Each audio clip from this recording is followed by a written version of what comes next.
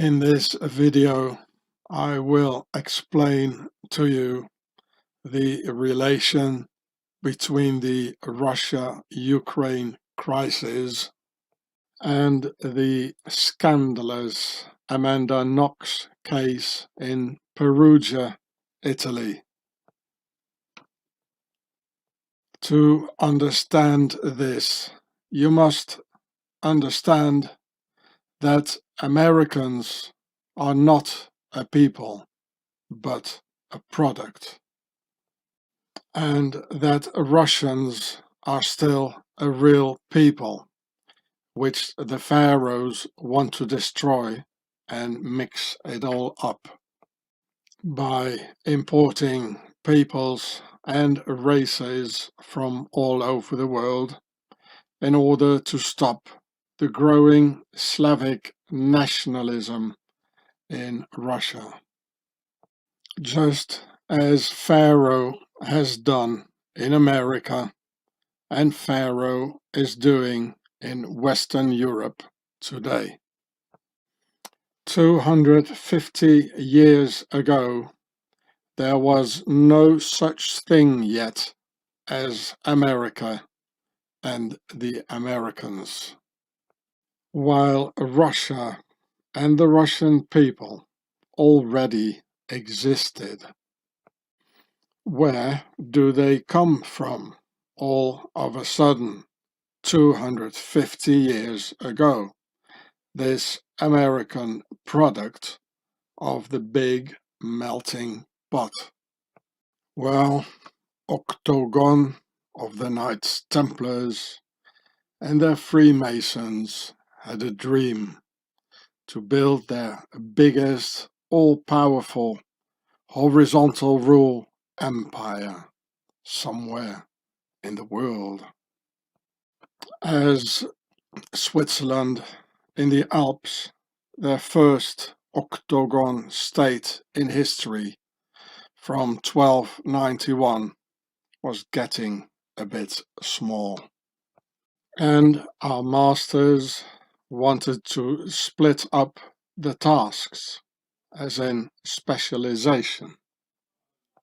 Switzerland for their financial and diplomatic tasks, and their new giant octagon for their military and economical tasks concerning the weapons productions.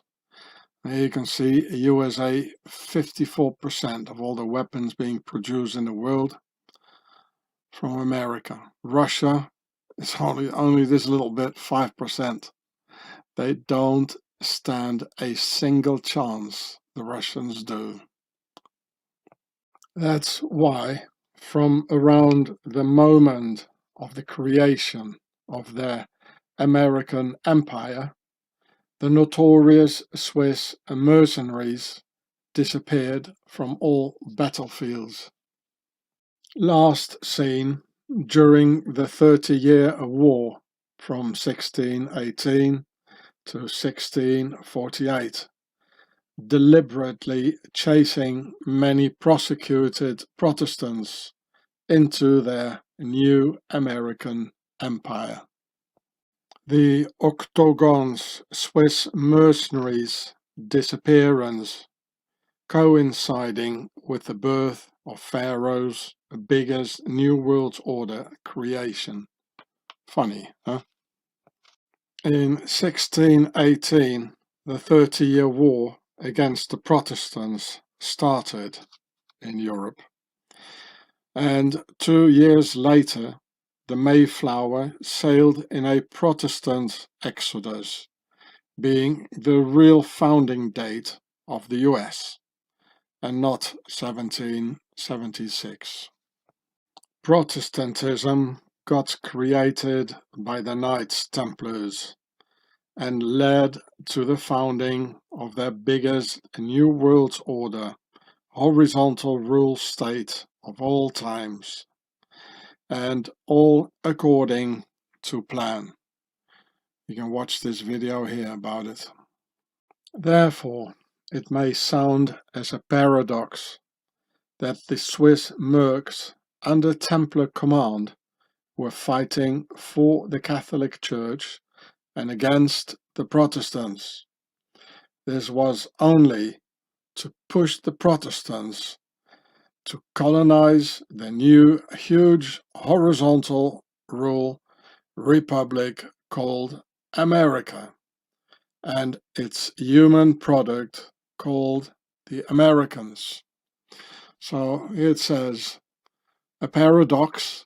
The definition of a paradox is a statement or proposition that seems self-contradictory or absurd, but in reality expresses a possible truth.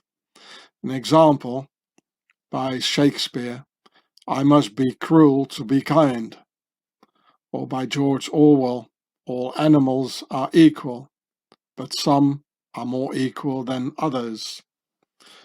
And this paradox about the Swiss mercs here, the Swiss mercenaries fighting for the Knights Templars against the Protestants, while Protestantism itself was founded by the Knights Templars.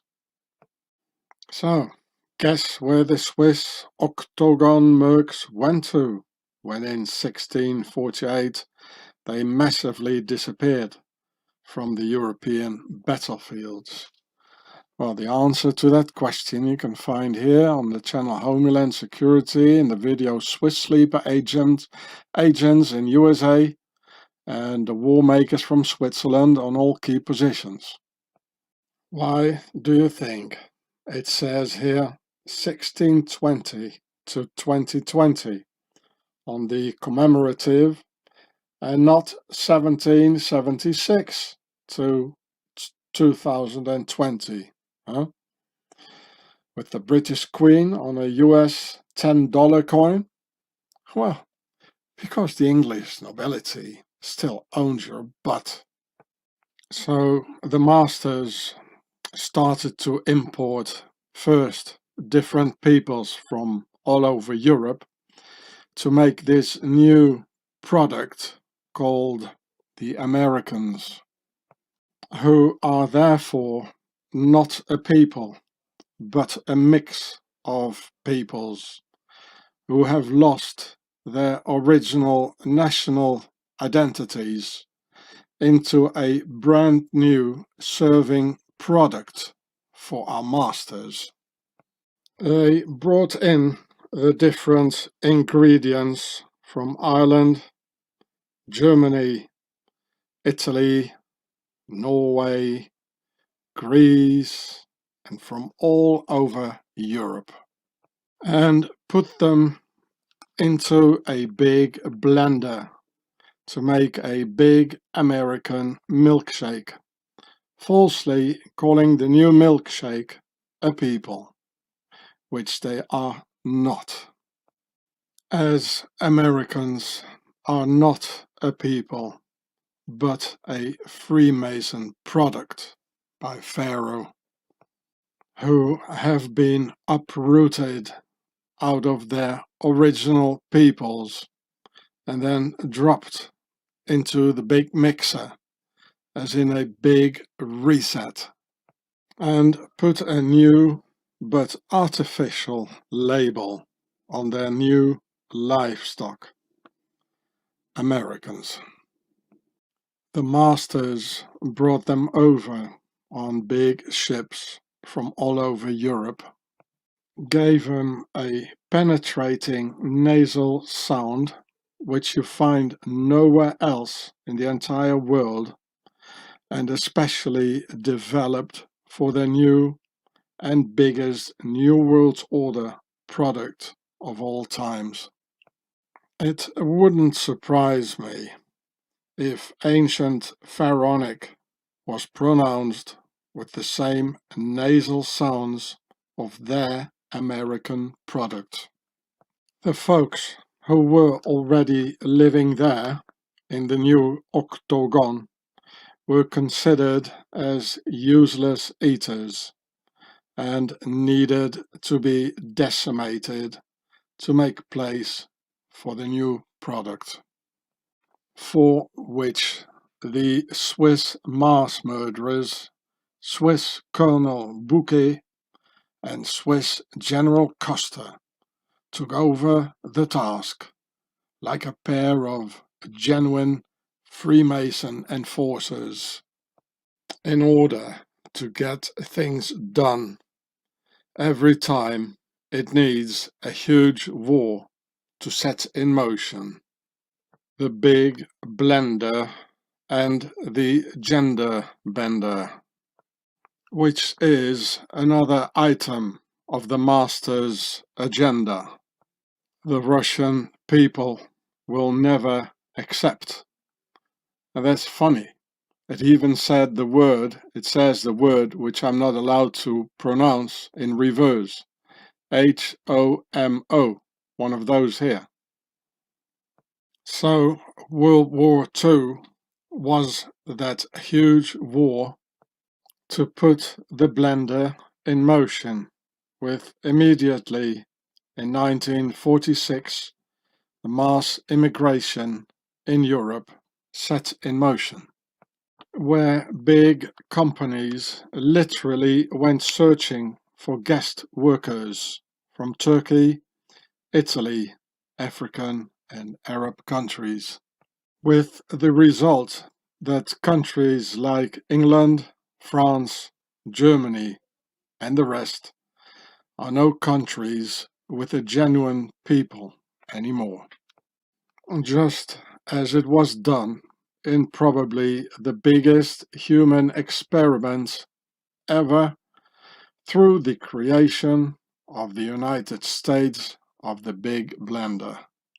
This is the main reason for what's happening now with the Ukraine crisis, which was already decided by our masters in Switzerland when US President Biden retracted the US troops out of Afghanistan. And when I saw that happening, I thought, uh-oh, where do the masters going to need all those troops? Which has become evident now, since the NATO troops are all messed up at the Russian border. And President Putin is, of course, part of the scam, betraying the Russian people. As the Russian and Ukrainian people are going to be the big losers in the end through mass starvation. And after that, to be put in motion, the big blender, needing to accept pink list killers and Nubians all over Russia and the Ukraine. As Mr. Putin is, of course, part of Pharaoh's mafia, just as any other president in the entire world is. This here, in the top here, is St. Petersburg here. And all this is Teutonic Knights. So Putin is from St. Petersburg, which is almost Teutonic Knights territory of this Black Order being all over the Baltic. And Putin is their man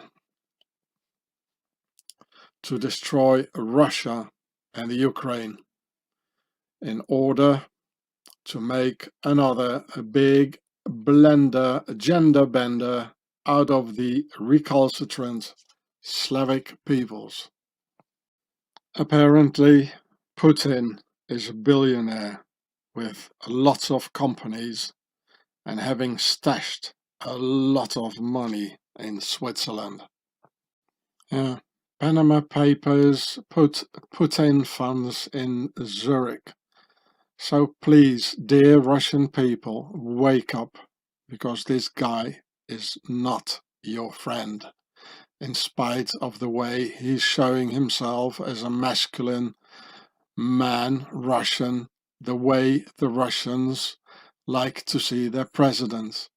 Trump, he did exactly the same thing.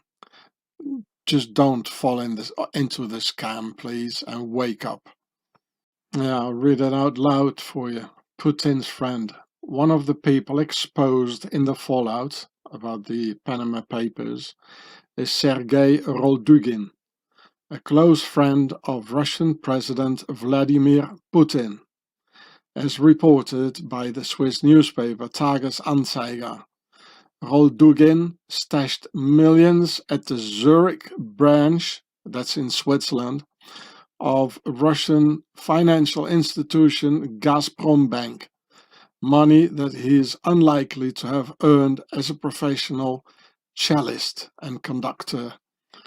The records show Roldugin is a behind-the-scenes player in a clandestine network operated by Putin Associates that has shuffled at least $2 billion through banks and offshore companies. According to the ICIJ, I don't know what that is, German daily Süddeutsche Zeitung and other media partners, Roldugin is listed as the owner of offshore companies that have obtained payments from other companies worth tens of millions of dollars. A company linked to the cellist also grabbed secret influence over Russia's largest truck maker, and others snagged a big slice of Russia's TV advertising industry. It's possible Roldugin, who has publicly claimed not to be a businessman, is not the true beneficiary of these riches. Instead, the evidence in the files suggests Roldugin is acting as a frontman for a network of Putin loyalists, and perhaps for Putin himself. Wake up, dear Russians, wake up, they're all the same criminals all over the world. There also are rumors and actual witness accounts that his children are in Swiss boarding schools, and that his children of Mr. Putin are Swiss and born in Swaziland.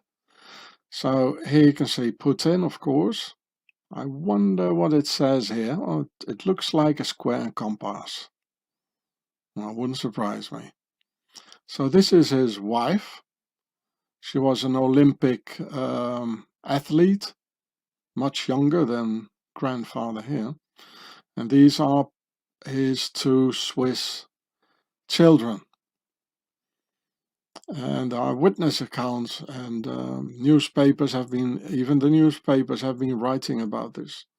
So he's got his money in Swaziland, he's got his children there, and when he's finished with Russia, that's probably where he goes to, eh?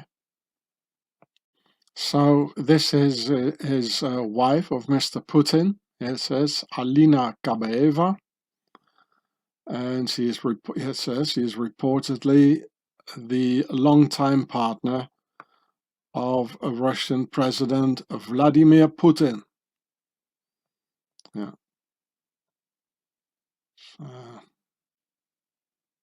Quite a young woman. There she is, a athletic star, gymnastics. So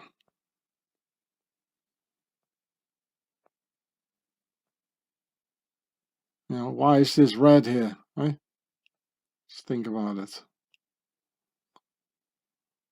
And it says in the personal life as well.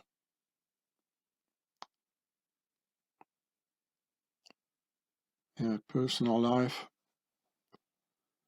In April 2008, the Moskovsky correspondent reported that Kabaeva was engaged to Russian President Vladimir Putin.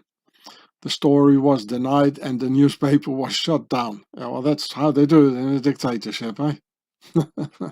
Just shut down the newspaper. Okay, shut up, In the following years, the status of Kabaeva and Putin's relationship became a topic of speculation, including allegations that that they have multiple children together. In July 2013, Kabaeva reported that she did not have any children. Yeah, sure. All a bunch of liars. Look here. I already made a video about this, but it disappeared. Like, in March 2015, she was reported to have given birth to a daughter at the VIP hospital, very important persons hospital, of Saint Anne in Ticino, Switzerland. There we go, as always, you know. And the woman apparently she's a Muslim, you know. And Putin, he's pretending like he's Orthodox Christian, and even, you know, sending some kids into prison because they made some music in an Orthodox church. What was it? Pussy Riot? You remember that? Eh? He's just pretending, people. And dear Russians, wake up, you know, don't believe his jokes, you know, don't make a picture of this bloke by his jokes. Make a picture of him by the money he's having in Switzerland and all the kiddies he's having there in a rich Swiss boarding schools. Forget about the jokes and forget about his smiling. Forget about him being naked on a horseback. Forget about that. You know, that's all cinema, you know. Just look at the facts and wake up. And why always Switzerland? Hey, it's always Switzerland, our leaders, because it's their base. And the Teutonic Knights, where he's definitely from, and this is another proof, you know, that he's related to Switzerland, you know, because he's from St. Petersburg, next to the Teutonic Knights area. You know, so I knew enough, you know, and this further proves it. And why always Switzerland, huh? Well, because it's their base. Remember the video I did about the Teutonic Knights and how I got aggressed by a Teutonic Knights priest in Switzerland? Because that's where they came from. The Knights Templars went to Switzerland in 1291. They disappeared and they went over in the Teutonic Knights at the same time, and they did another 200 years of crusades in the Baltic states, in almost St. Petersburg. So when it got a bit calmer, you know, they went over to St. Petersburg to infiltrate Russia and to destroy Russia, which is coming now. They're going to destroy Russia, and the people are going to end in famine. They're going to die of hunger, and then they will be ready to accept the whole big blender gender bender.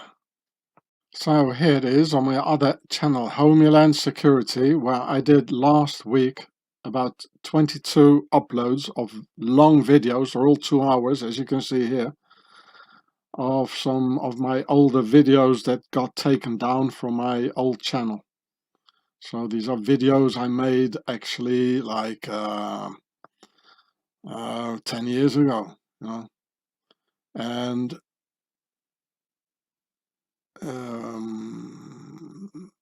so here it is. There's that video about the Teutonic Knights. Here you see the Teutonic priest who aggressed me in a church while I was peacefully filming something. And they hooded up on me in my back. I didn't even see them coming. I was filming, and all of a sudden all these guys from the Teutonic church, they were all in there. When I came in there, it was empty and I was filming, you know. And also because of this, the Swiss Nazi authorities, you know, come out of the Teutonic Knights and the Templars. They wanted to put me in prison for this. Also, for everything, you know, they just lie all sort of stuff together. You see how aggressive he is, you know. I was doing nothing. I was just peacefully filming. So this is about the Teutonic Knights. It's a long film. It's 2 hours. They're all 2 hours.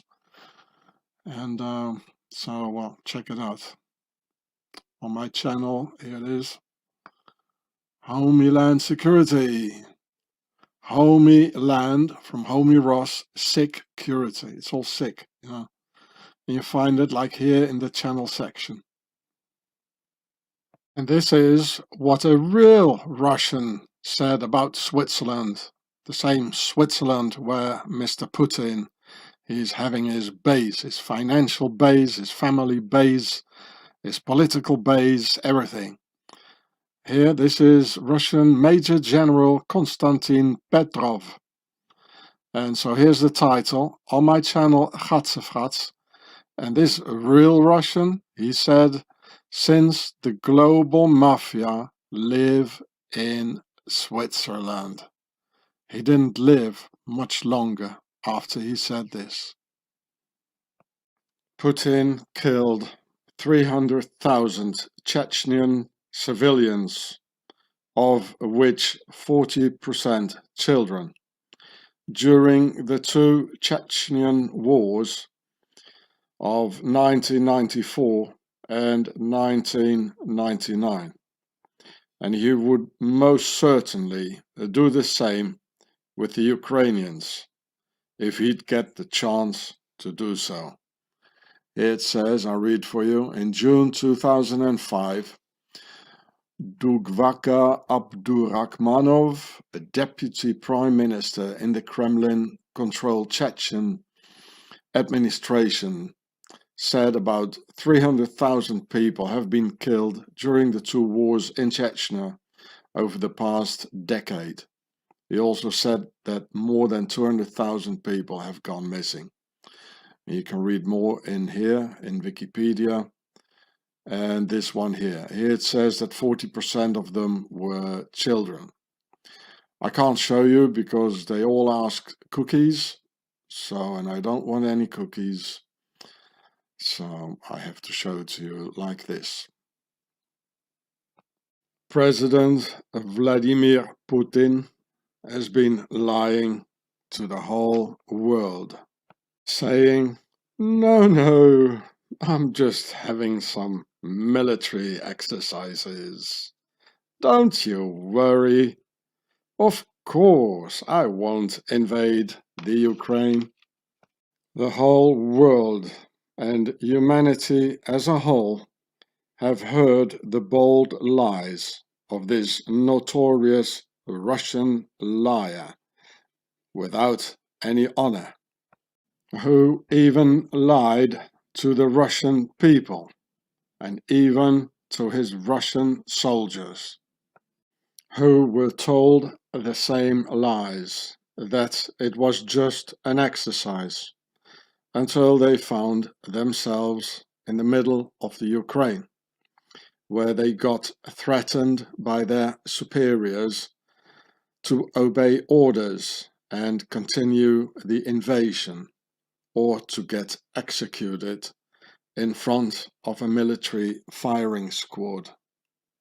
Putin, the trickster, even tricked his own soldiers into this war in the Ukraine. There's a lot of YouTube videos. Russian POWs say they were tricked, threatened during invasion. There are many more. And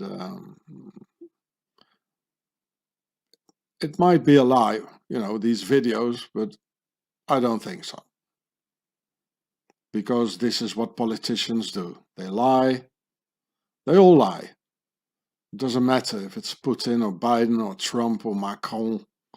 So I'd rather believe these soldiers and, what they say than, these politicians. And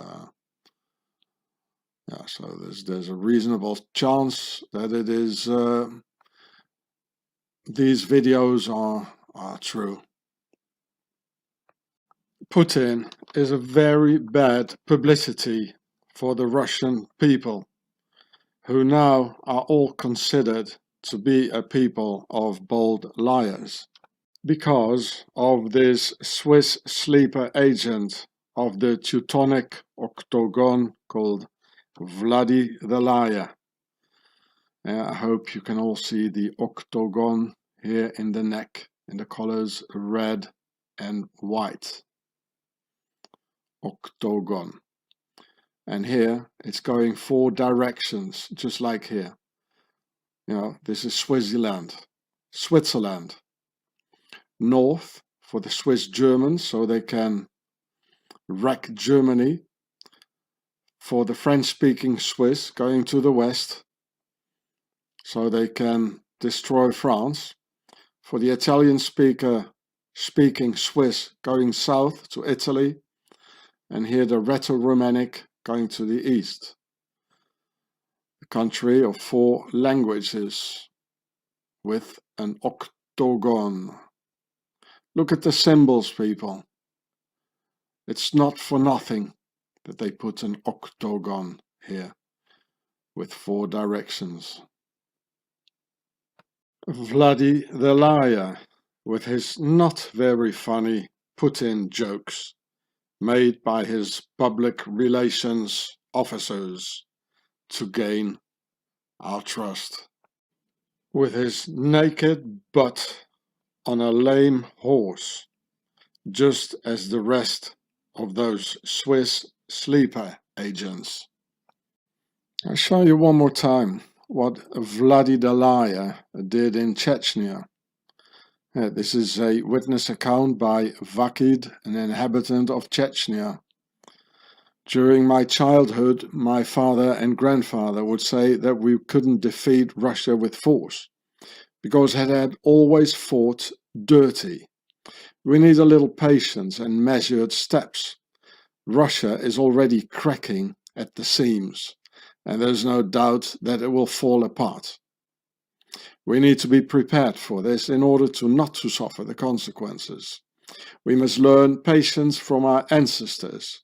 We must wait, Vakin told. Chechens may swear allegiance to Russia 100 times, but they're doing it under compulsion.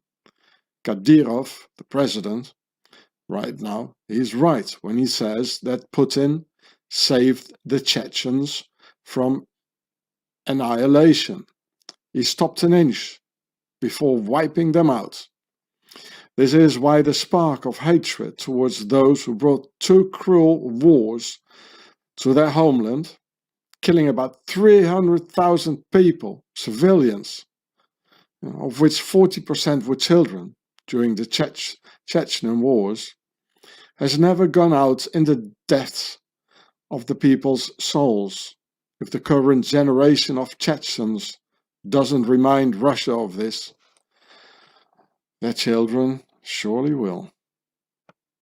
If you Ruskies had a bit more stamina, you could make a song entitled "Let's Spank Vladdy's Naked Butt." Putin, you're done. Once a liar, always a liar. Are all Russians liars? I don't know. But at least, it seems, no Russian seems to be bothered by their president's notorious lies, as long as the president attacks the terrible West, about whom the Russians mistakenly believe that the decadent Westerners are no real men who are able to fight. Well, to underestimate the enemy has led to the downfall of many an empire. So this is here from the, it's from February 26, 2022. Now it's March 2nd, and Russia already lost a lot more now. So February 26th, they lost 13 planes. They're expensive things, you know. 8 helicopters, 15 cannons, 1 Buk, which is a missile launcher probably, and 536 armored vehicles. And actually, it's the portable missile launchers making the difference. So the list goes on, you know. This was 8 helicopters. You've seen that just before.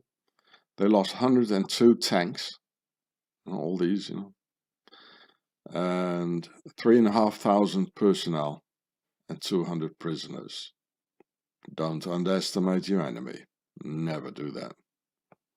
Hey, Rusky, your hero Putin taught you the myth of the superiority of the Russian warrior, and you were so eager to believe these cheap tricks and notorious lies because you felt so flattered by it, integrating it into your daily lives, probably due to a chronic national minority complex, needing to feel superior to the rest of the world, and thus execute it through primary violence. The Nazis did the same with the Germans, making them believe they're superior and invincible warriors, just as Putin did with the Russians. Somehow the naked chest looks familiar, doesn't it now? Oh, there it is. I knew I saw it somewhere. Teutonic Knights, Octagon. The French king didn't lie about the Knights Templars and their Teutonic Knights being pinkless killers, showing naked body parts, combined with pseudo-warrior fantasies. And some more pseudo-warrior fantasies of the Octagon Teutonic Knights boys. It says, shirtless Vladimir Putin is back on his official 2022 calendar. The Teutonic Knights and their naked chests. The Teutonic Knights and their naked chests. Same story, same technique, the same ones behind the screens, pulling the strings. Same story, same technique, the same ones behind the screens, pulling the strings. The Teutonic Beach Boys. The Teutonic Beach Boys. Once a liar, always a liar. So now we have here Vladdy the liar talk about a certain denazification of the Ukraine. We know that Vladdy is most likely lying again in order to divide and rule between the Russians and the Ukrainians based upon the events of World War II, when the Ruskies executed the Holodomor genocide on the Ukrainians, starving 10 million, killed by the Ruskies. Now, I'll read it for you. Ukraine is the most fertile land in the world, the bread basket of Europe. But when the Ukrainians tried to assert independence from the USSR, the Bolsheviks, led by Stalin, exterminated them through hunger. In 1932-33, an artificial famine was brutally enforced, and 10 million innocents and their animals starved to death. Even as word got out, America and the world did nothing to stop it. This unspeakable political crime against humanity is the genocide known as Holodomor. So, when the Nazis came in the Ukraine in 1941, the Ukrainians saw them as liberators and saviors, saving them from the Russian genociders, until the Nazis started to act similarly to the Russians and massacred another 5 million non-jaywalker Ukrainians. So this is on Wikipedia, Reichskommissariat Ukraine. Here, the Nazi occupation of Ukraine ended the lives of millions of civilians in the Holocaust and other Nazi mass killings. It is estimated 900,000 to 1.6 million jaywalkers and 3 to 4 million non-Jewish Ukrainians were killed during the occupations. Other sources estimate that 5.2 million Ukrainian civilians of all ethnic groups perished due to crimes against humanity, war-related disease and famine amounting to more than 12% of Ukraine's population at the time. So here's the Ukraine, and some pictures here. Here it says Mr. Hitler, it says Hitler, here it says Hitler, Hitler the Liberator. These people didn't have a choice, you know, they got squeezed into world powers who tried to kill them. This looks like Bormann. The guy was always there when there was some money to get collected. Probably ended his life in Switzerland.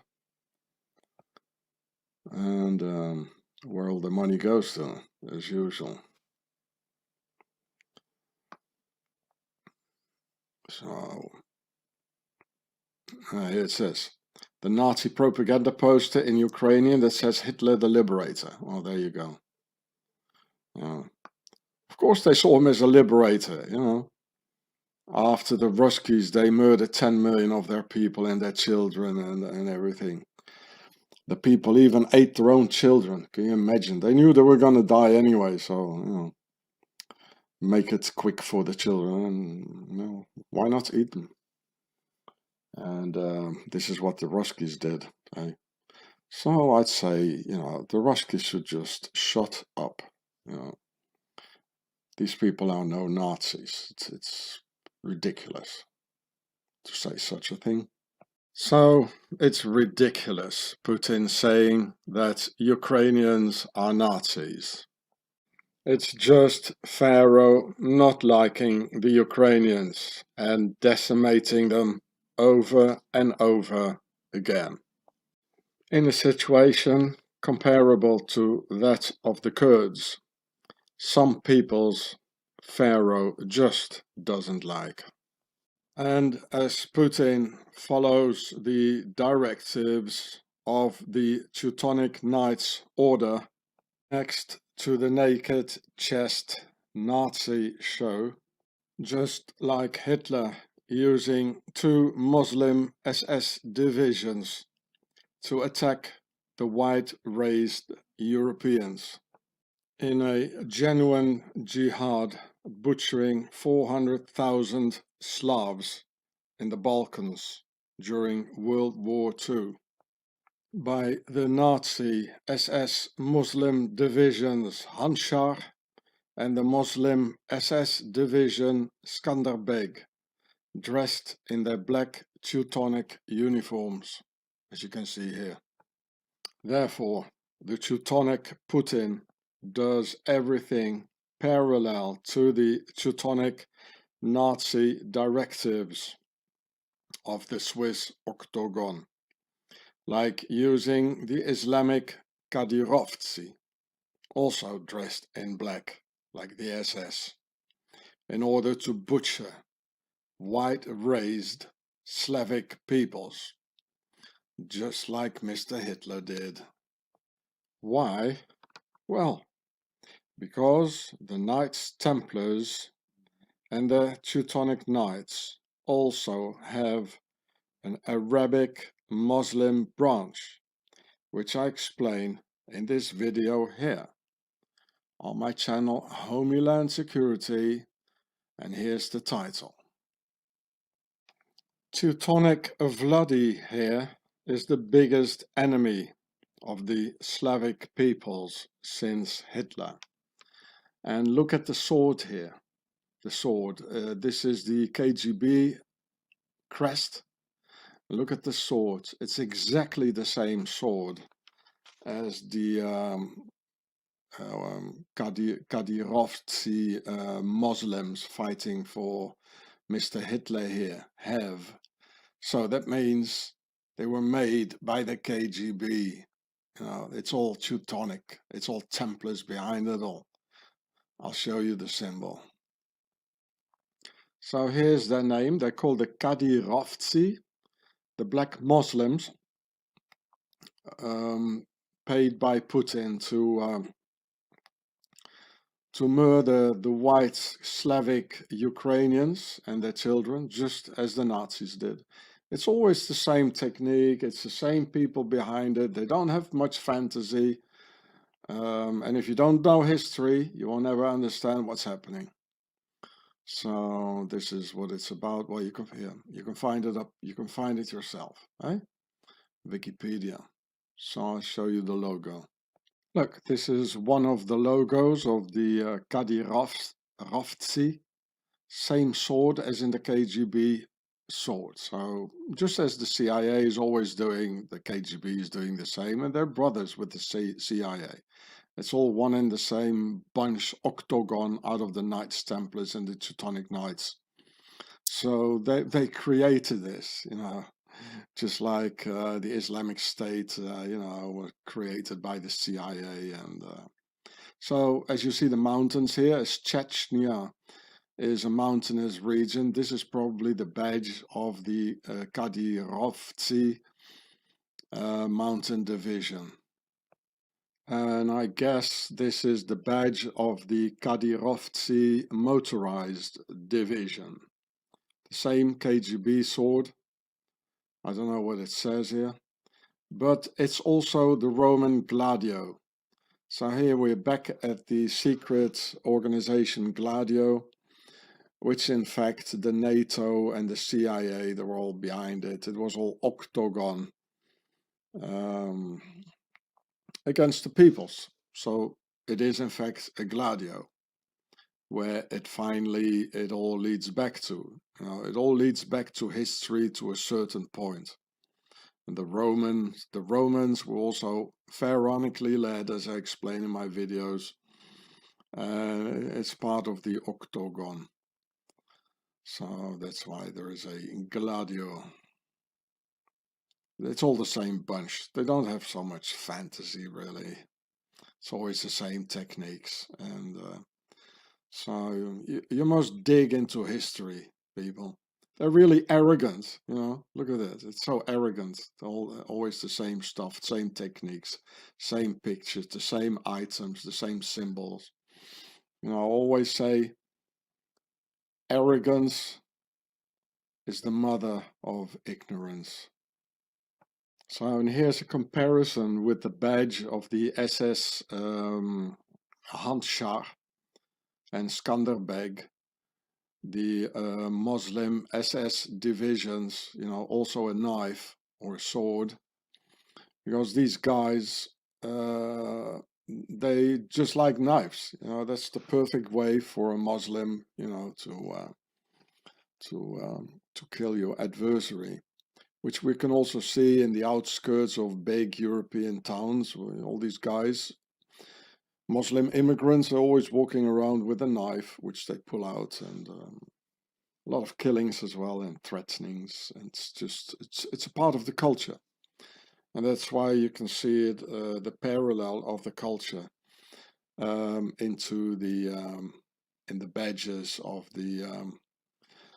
these military units set up by the enemy within, who are encrusted in our own society.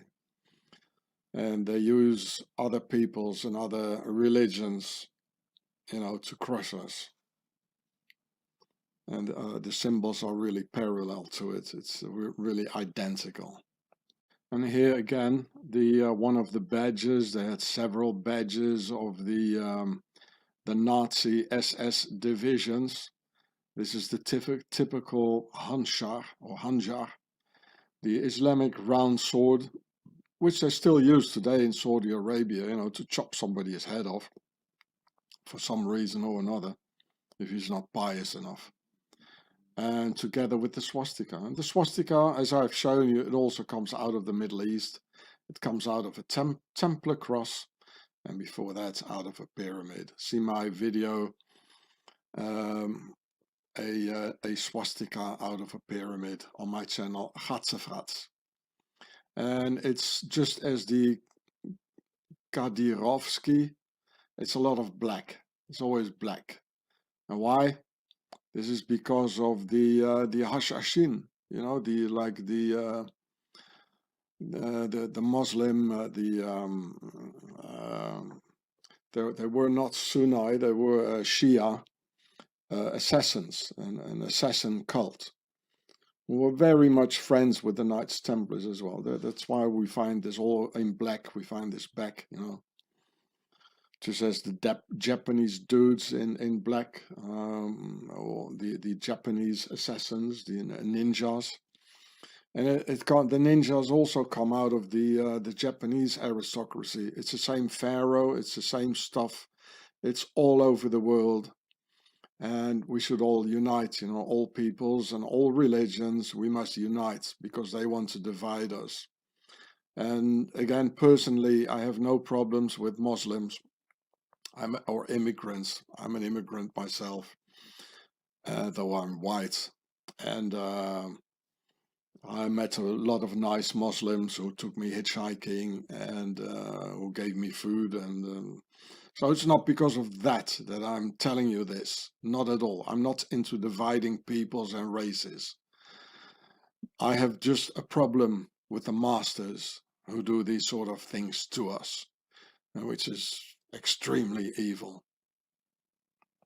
Another one of Putin's parallels with the Nazis is that Hitler's pretext of starting World War II was to assist some German minorities in the East, like the Sudeten Germans and the Silesia Germans, who were in fact German guest workers and immigrants in Czechoslovakia and Poland, and literally foreign immigrants and foreign invaders.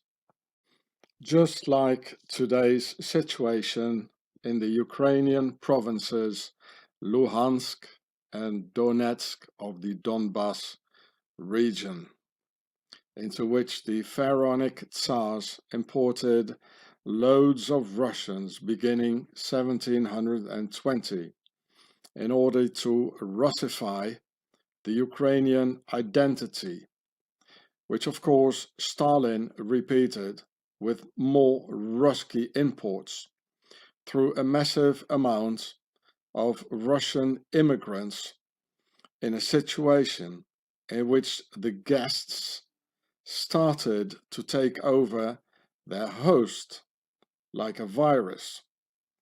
A situation quite comparable to European towns, where the next immigrant guest worker generations completely have taken over control over entire parts of European towns, claiming it to be their territory.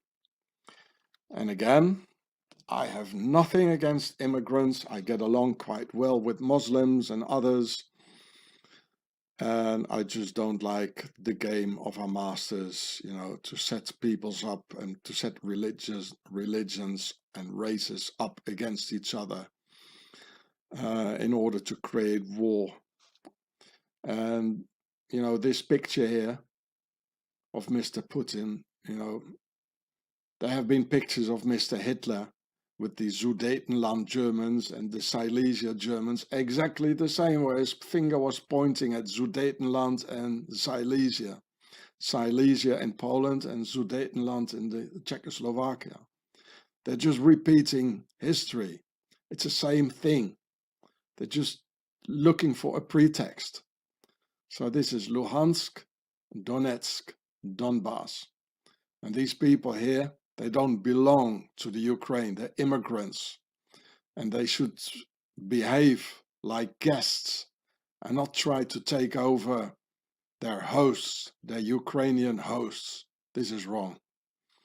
And so I just want to have you look at the octagon here at his black Teutonic clothes.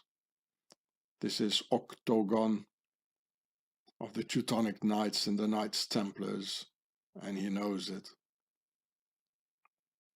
So here you can read about the Russification of the Ukraine. Here you can see it started with the Tsars, Peter, Catherine, Alexander, Nicholas, and it was taken over by Stalin, Khrushchev. They all did it. So it's again, the Tsars, it already says the word Tsar. They are the pharaohs setting it all up.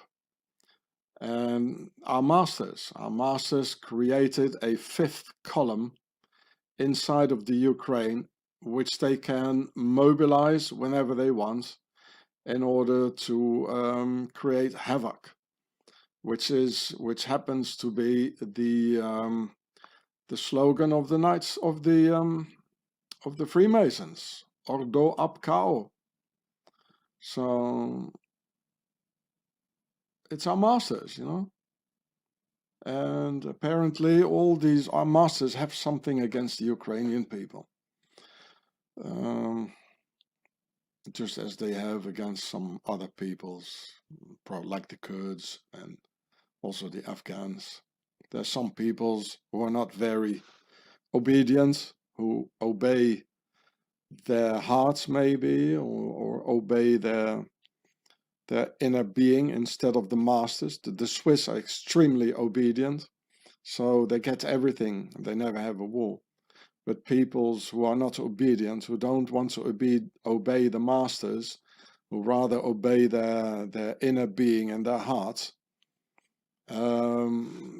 Pharaoh doesn't like them. So Pharaoh tries to mix it all up. And so this was part of the big blender, the Russification of the Ukraine. It's always the same. It's the same agenda. And if you don't understand it, and you can't put it in a historical perspective, you will never understand anything. Then some people say, oh, the Russians are bad. The other ones say the Ukrainians are bad. The Americans are bad. And this is exactly what our masters want. I'm quite sure there's nothing wrong with the people in Luhansk or in Donetsk. Neither is there anything wrong with the Ukrainian people or most of the Ruskies. We're being set up people, and it must end. So this is also Wikipedia, Russians in the Ukraine. Because of a situation created by our masters, just like in Western Europe in the 50s, 60s and 70s, our masters went looking for guest workers. They lied to us. They say, well, they're just going to stay for a while. They're guest workers. Although they knew from the beginning, they knew from the beginning they were meant to stay, So our masters lie. That's all they're going to do, lie, lie, lie.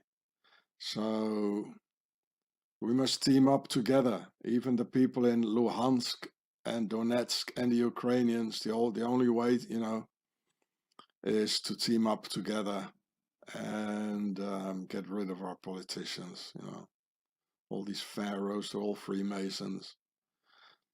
And so there has been an agenda, to mix up the Ukraine, just as what we see happening all over. Ein Volk, ein Führer, ein Reich. One people, one leader. They're one empire. They want to make one mixed people. It's so much easier to rule. And of course, it might end up in civil war and in war, which is steered by our masters all the time. So Putin's setup of World War III is perfectly identical to the setup of World War II. No wonder, because it's all Swiss Templar, Teutonic Knights strategy behind the scenes. Therefore, Swissy has a very large Swiss sleeper agent fifth column community in the Ukraine, always going for all key positions in all countries in the world, like the 1 million Swiss Americans in the US on all key positions. Hey, Swissy. Yeah, it's on Wikipedia, the Swiss emigration to Russia. There was a significant emigration of Swiss people to the Russian Empire from the late 17th to the late 19th century. It's been estimated like 60,000 Swiss lived in Russia between roughly 1700 and 1970. That's probably over 1 million now, Swiss farmers, and they went to Bessarabia. Yeah, so you can see where Bessarabia is. It's part of the Ukraine and Moldavia. And they are there. They're always there. And that has to do with the Knights Templars. When the Knights Templars who founded Switzerland, so watch my video, The Swiss Beast, Home of the Devil, on the same channel. It's 18 hours. All the proofs are in it. So here, look.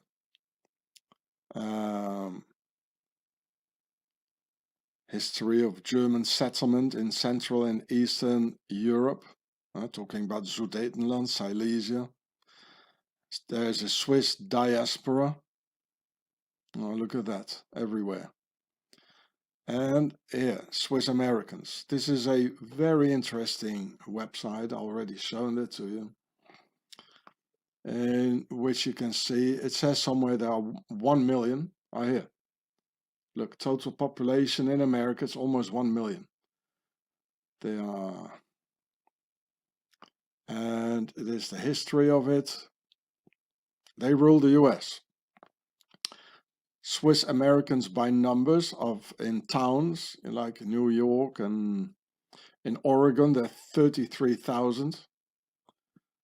So especially the more like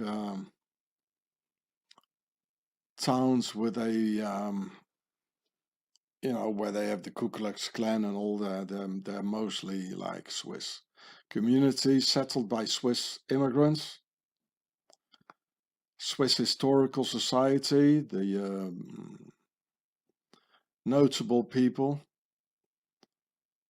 Okay, there was also another one that's, I think it was Swiss people maybe, where you can see many American presidents, they were Swiss. So you also have Swiss Argentines, Brazilians, Canadians, Chileans, etc. So it's all because of the Knights Templars who founded Switzerland in 1291. So let's go back to where we were. So in Bessarabia in Ukraine, and of course they also went to other parts of the Ukraine, and Swiss emigration to Russia, mostly the Ukraine.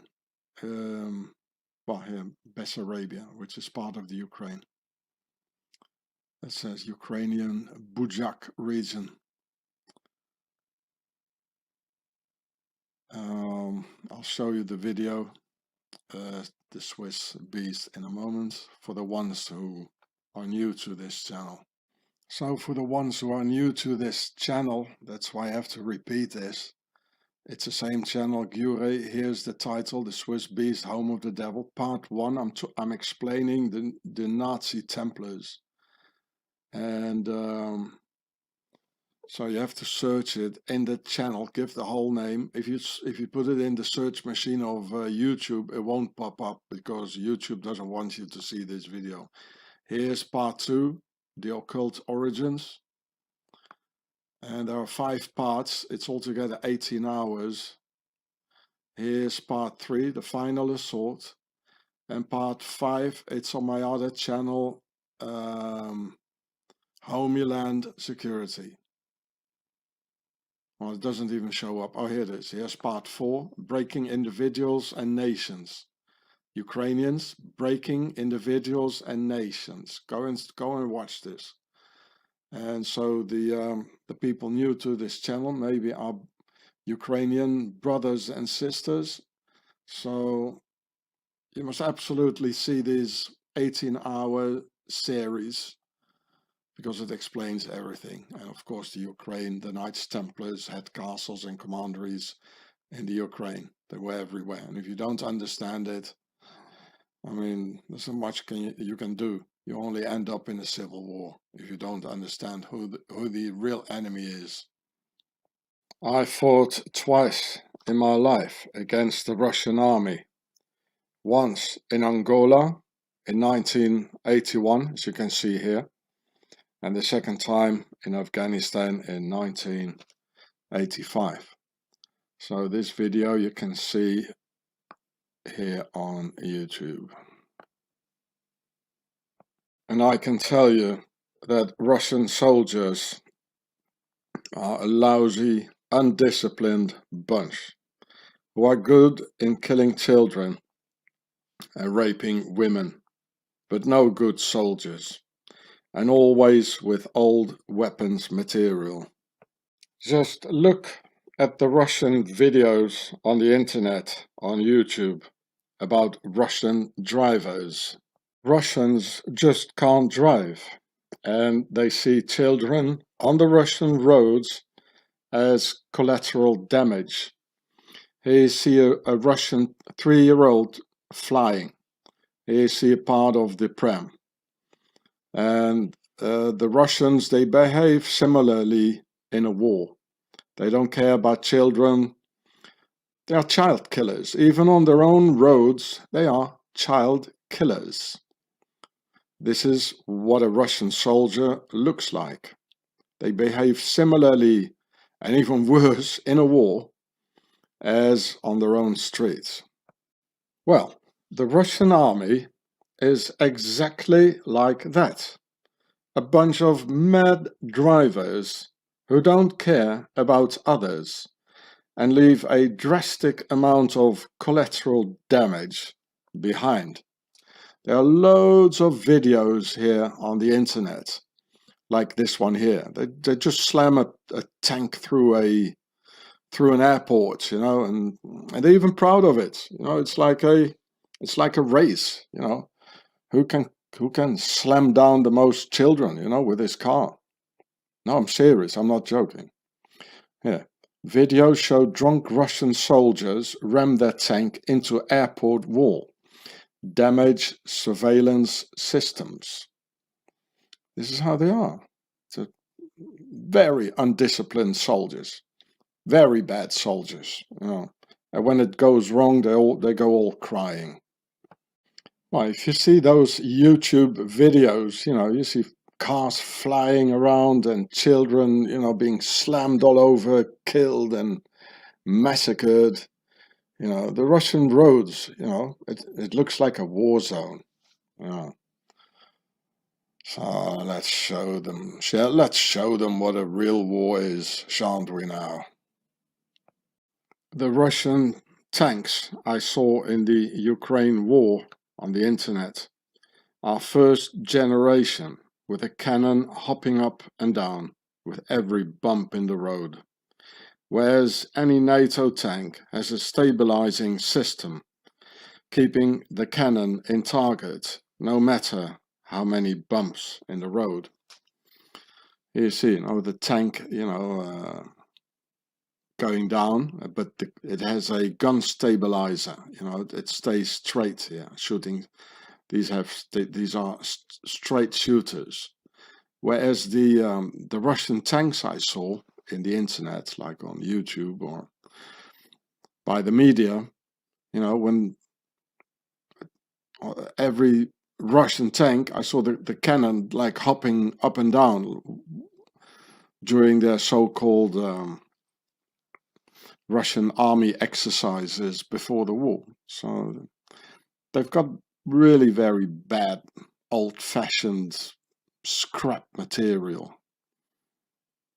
The Germans already in the 1980s had a tank with such a high-quality gun stabilizer on the cannon that a glass of German beer didn't fall off on extremely rough terrain.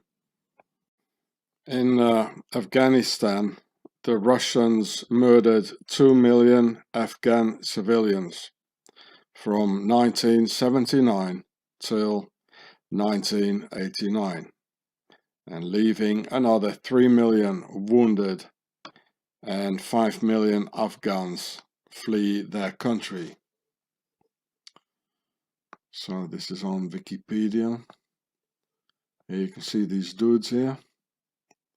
In those days it was the Mujahideen. So here you can see it. Yeah. Civilians during that war, 2 million killed, 5 million refugees, 2 million refugees in Afghanistan, 5 million refugees outside of Afghanistan, around 3 million Afghans wounded. That's what the Ruskies did. The Ruskies even dropped toys for Afghan children with bombs in it in order to maim them. And this is one of the results of the Afghan war. Russian product. The Ruskies are a bunch of child killers. They do it on their roads, on their national roads with their cars. They do it in the wars. And it seems they're kind of proud of it.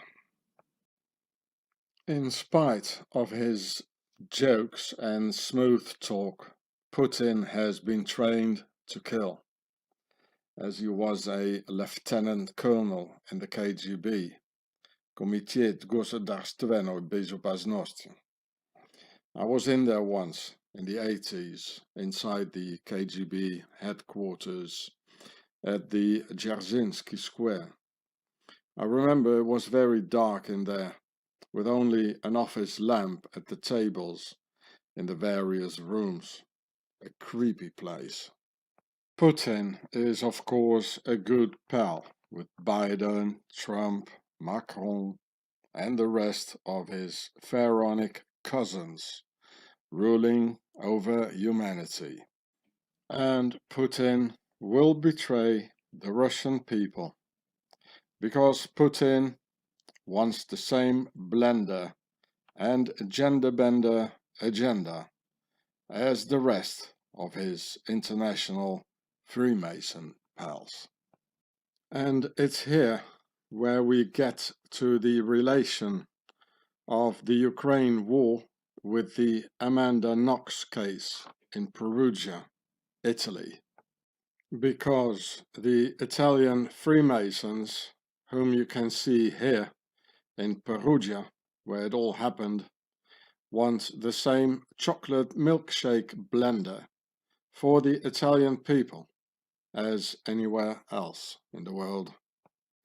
And when it would have been known too much that in fact the Nubian Rudy Gede from Ivory Coast had raped and murdered Meredith Kercher, then it would have given random lynch parties on immigrants all over Italy, drastically slowing down the master's blender agenda.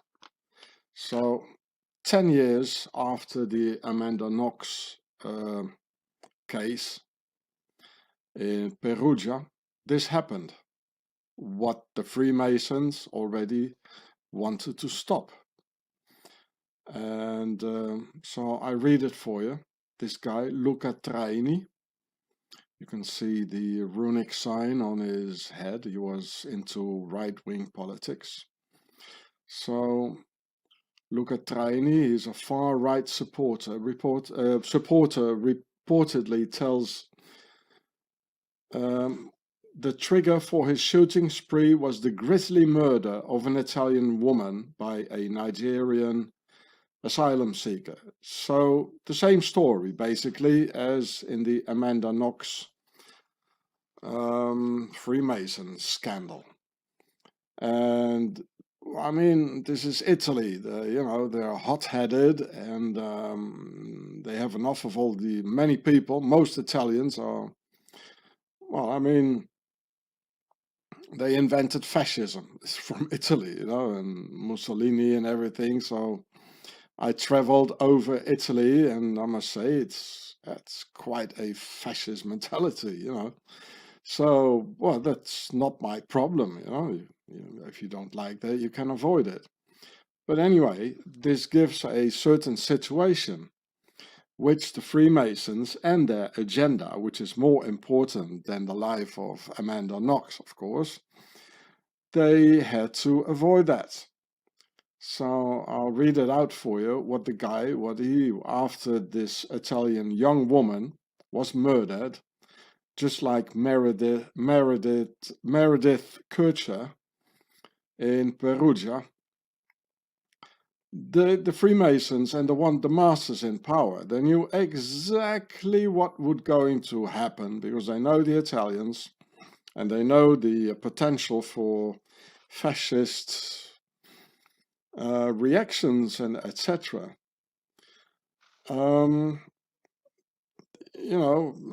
They chose Amanda Knox to be the to sacrifice her, as in a yeah. So this guy here, Luca Traini, he said by himself, instinctively, I turned around when he heard the news. I went home. I opened the safe and took the pistol and decided to kill them all. And that's what he did. Well, actually, he didn't even kill anybody.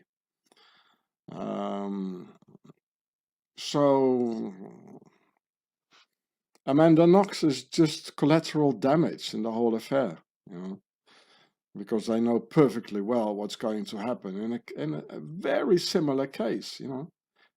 And that's why this is important, you know, to understand the Amanda Knox scandal with that Freemason judge Mignini, Giuliano Mignini. He says he's not, he says he's Catholic against the Freemasons, but they're all lying, you know. A judge is a Freemason, most of them, you know. And otherwise, if he would have been a good Catholic, he wouldn't have done it, you know, what he did. You know, so Amanda Knox is just a collateral, you know. And so I'll show you some more. So this is what happened, the Macerata shooting in 2018. 11 years, so let's say 10 years after the Amanda Knox case. And here it says, on October 3, 2018, Traini was sentenced to 12 years in prison. And the murderer of Meredith Kircher, he did also exactly 12 years. It's, you know, these are political trials. So it says this guy here, it was a drive-by shooting. Okay, I'll read it here. On February 3, 2018, in the city of Macerata, Marche, 28-year-old local Luca Traini, driving a black Alfa Romeo 147 and armed with a 9mm Glock 17, third generation semi-automatic, seriously wounded in a drive-by shooting 6 African migrants. Traini also targeted the local headquarters of the ruling Italian Democratic Party, who take them all in. After the attack, Traini reportedly had an Italian flag draped on his shoulders and raised his arm in a fascist salute. That's why I'm telling you, Italy, I mean, it's a fact. It's quite fascist, you know. And so this guy, he never killed anybody. And he got the same prison sentence as the killer of Meredith Kircher in the Amanda Knox story. So, you know, these are all political trials. So a guy who'd never killed anybody, and he did it out of a criminal action by someone else.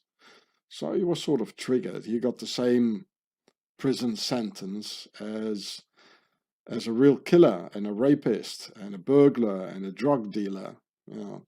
So this guy was not a criminal, but he was politically motivated, and he gets the same sentence as a convicted killer, the Rudi Gede. Probably a German name, so you have to pronounce it Gude. Rudi Gude. Just like Kircher, and it's a German name, it's actually pronounced Kercher.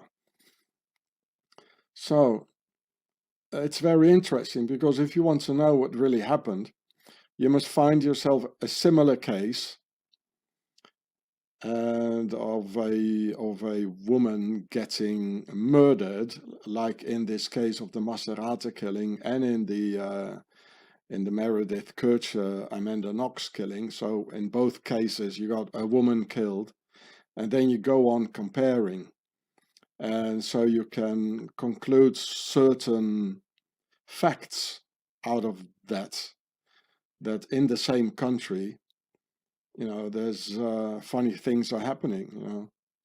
The same prison sentence, for the one side a murder and the other side no murder at all. And I mean, the guy, he didn't, it was not prepared to kill anybody. It was just in a hot-headed moment. He just did it, you know. And, well, not that I say it's good, of course not. But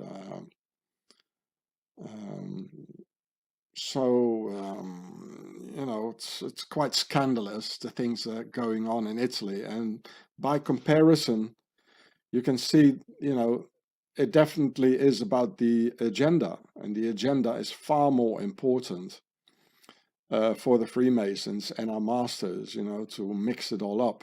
And again, I have no problems with it. I think it's quite interesting, you know, so many cultures.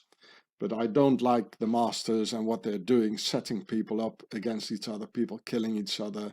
There's hatred all over. This I don't like. And they know it exactly. You know, it's not about love and love your neighbor and love everyone, you know, that they mix up all the peoples. You know, it's exactly the opposite what they are aiming for. Hatred, wars, civil war, murders, like these things going on. And yeah, in Italy, you know, I saw black people, and yeah, well, it's not easy for a black person being in Italy. In France, I see them walking around with a big mouth, and you know, and being the kings. Like in Italy, I saw, you know, immigrants walk around, you know, with their head um, downwards, you know, because, well, they're scared in Italy. So, and the judges, they know this. Judge Mignini, he perfectly know this, and his Freemason pals, they know this. So Amanda Knox had to be the collateral. It has been decided in the Freemason Lodge.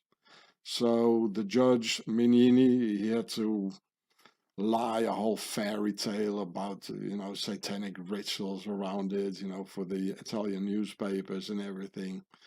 A real evil guy, this Mignini. A real, you know, the real force in all countries, over all nations, and over all peoples. The Freemasons are. And this is very much related to the war in the Ukraine, because you have to know their agenda. I know their agenda. You know it too, if you think about it.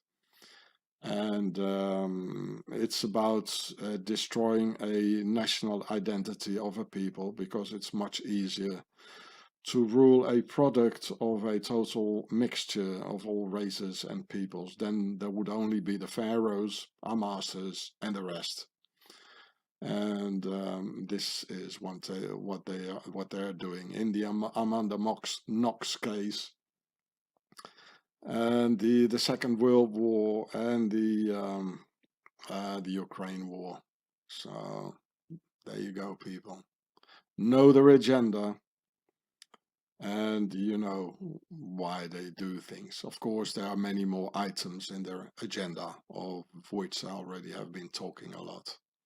So here's the other case. I pronounce it in the German way as opposed to the murder of Meredith Kercher. And you see here, it happened in 2008. The good guy, he got a 16-year sentence, and he got released in 2021. So that makes 13 years.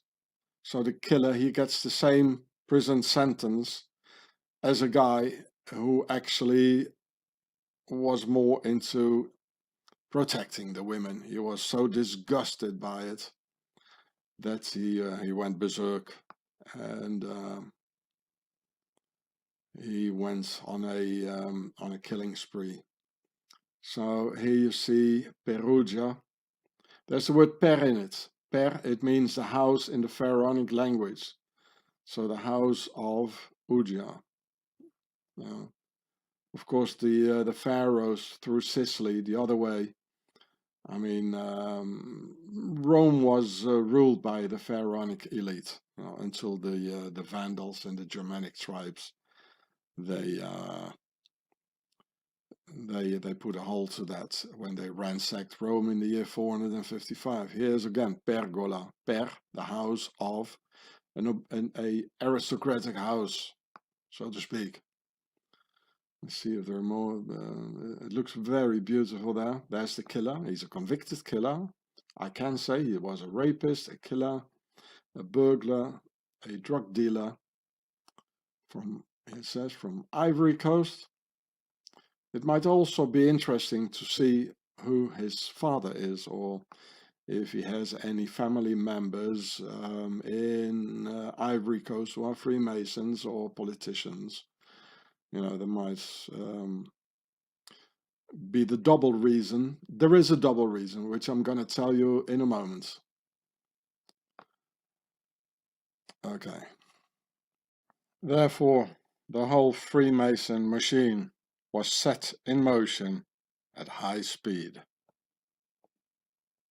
Using Pharaoh's lying media to spread the most horrifying lies about Amanda Knox and her Italian boyfriend Raffaele Sollecito, just 20-year-old kids, that they were Satanists doing a murder ritual, calling her the Ice Maiden, with no media nor authorities talking about the real rapist murderer from Africa, in order to protect Pharaoh's Freemason agenda.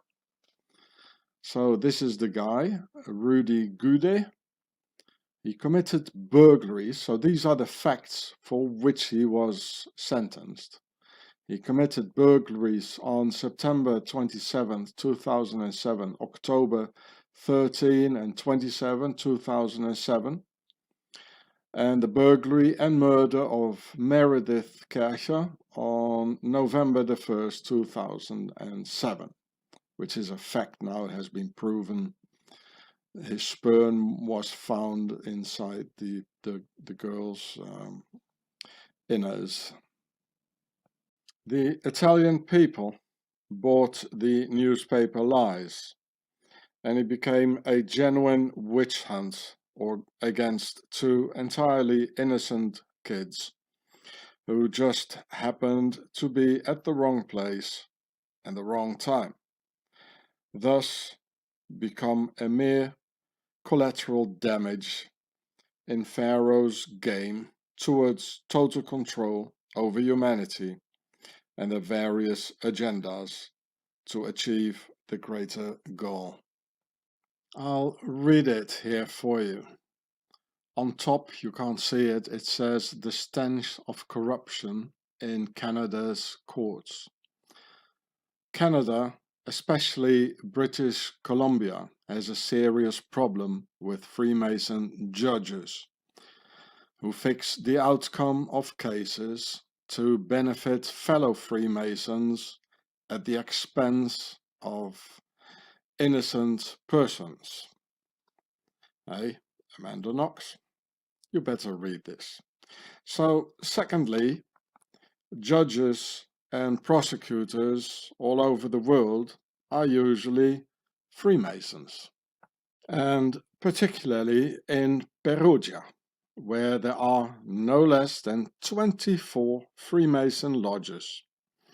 And in spite of his claiming of the judge Giuliana Minini, whom you can see here on the left-hand side, to be a serious Catholic, being against the Freemasons. Of course, the Italian prosecutor Giuliano Minini is lying about his Freemason membership, as they always do. Well, it's a secret order, right? Who are also very much integrated into the Catholic Church. They're everywhere on all key positions, these Freemasons. So I read it out for you. Warning: Catholic Church under attack.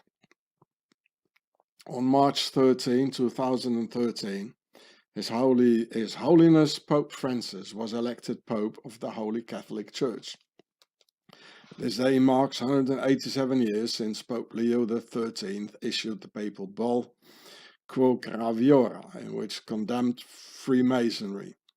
Numerous popes called out the evils of Freemasonry within their papal encyclicals, some going as far as calling them the synagogue of Satan. So they call Freemasonry the synagogue of Satan. The Grand Master of the Grand Orient of Italy, so, Perugia, Amanda Knox, Italy, the Grand Master of the Grand Orient of Italy expresses joy regarding the election of Pope Francis. He, the Grand Master in Italy, Gustavo Raffi, joyfully stated that with the election of Pope Francis, nothing will ever be the same again.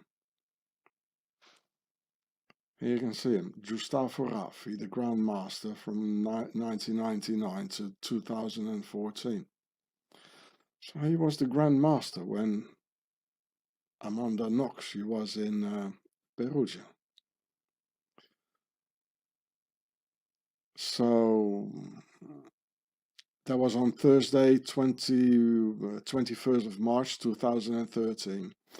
The Freemasons' letter to Pope Gregory the 16th, Alta Vendita, states that what we must ask for, what we should look for and wait for, as the jaywalkers wait for the Messiah, the Moshiach, is a pope according to our needs, and it's up to the secret societies to take the first step towards the church with the aim of conquering both of them.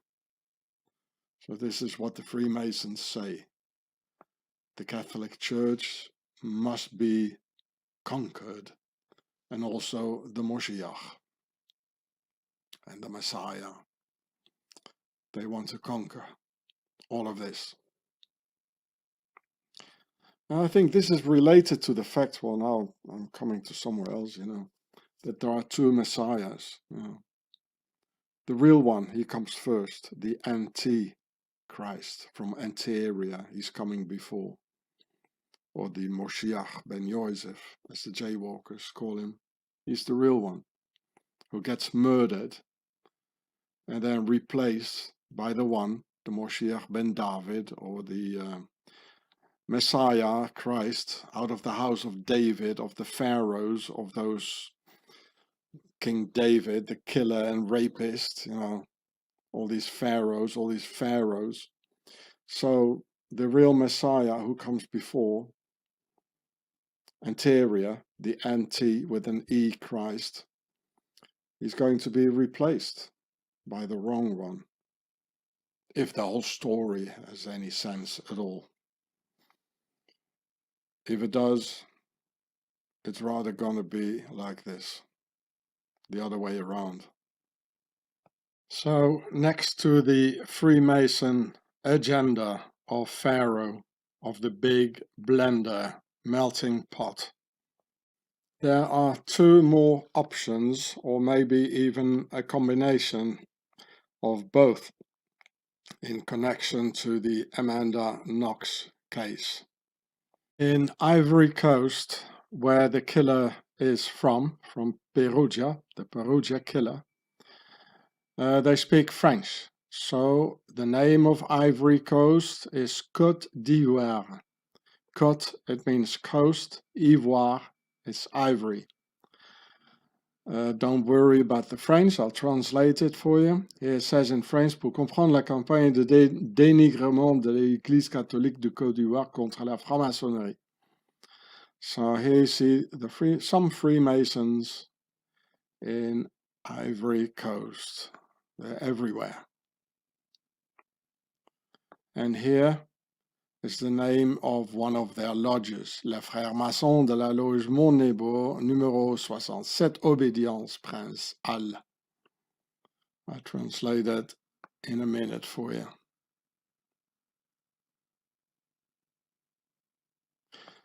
So here's a Freemason lodge. On this side here, you see the square. Here's a square, the compass.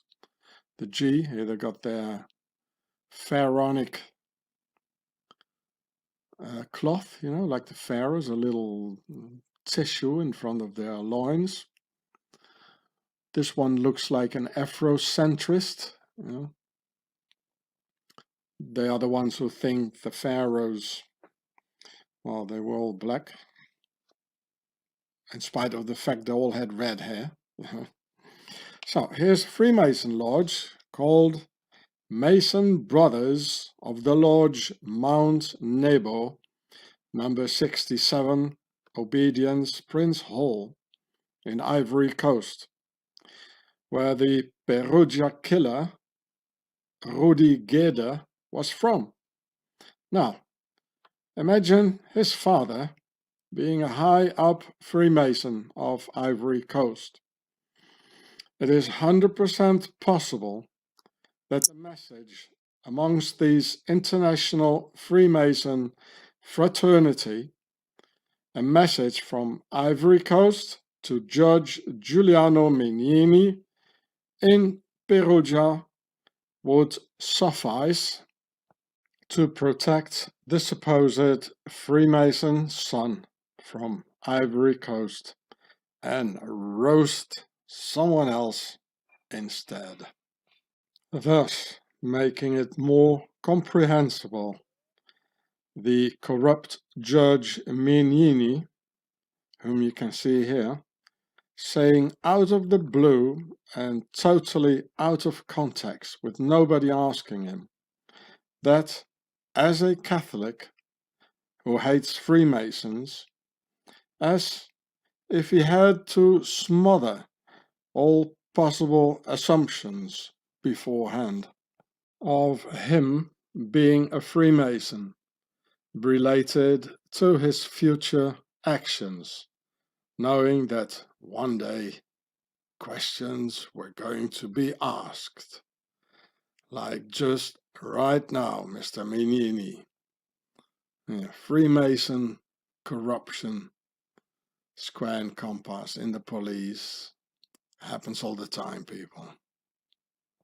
Here on the same channel, Gure, I have proven you in these two videos about the Mafia, entitled Mafia mi anima fidelem ius arian sent omerta, born out of the Holy Land of the Pyramids, and Slayer Saints Pray and Slay, that the Mafia is a brother organization with Freemasonry. So, most Italian magistrates are on the payroll of the Mafia in Italy, the most corrupt country in Europe. I'll read it out for you. Mafia join Italy's Freemasons to do deals with judiciary. Ain't that so, Mr. Menini?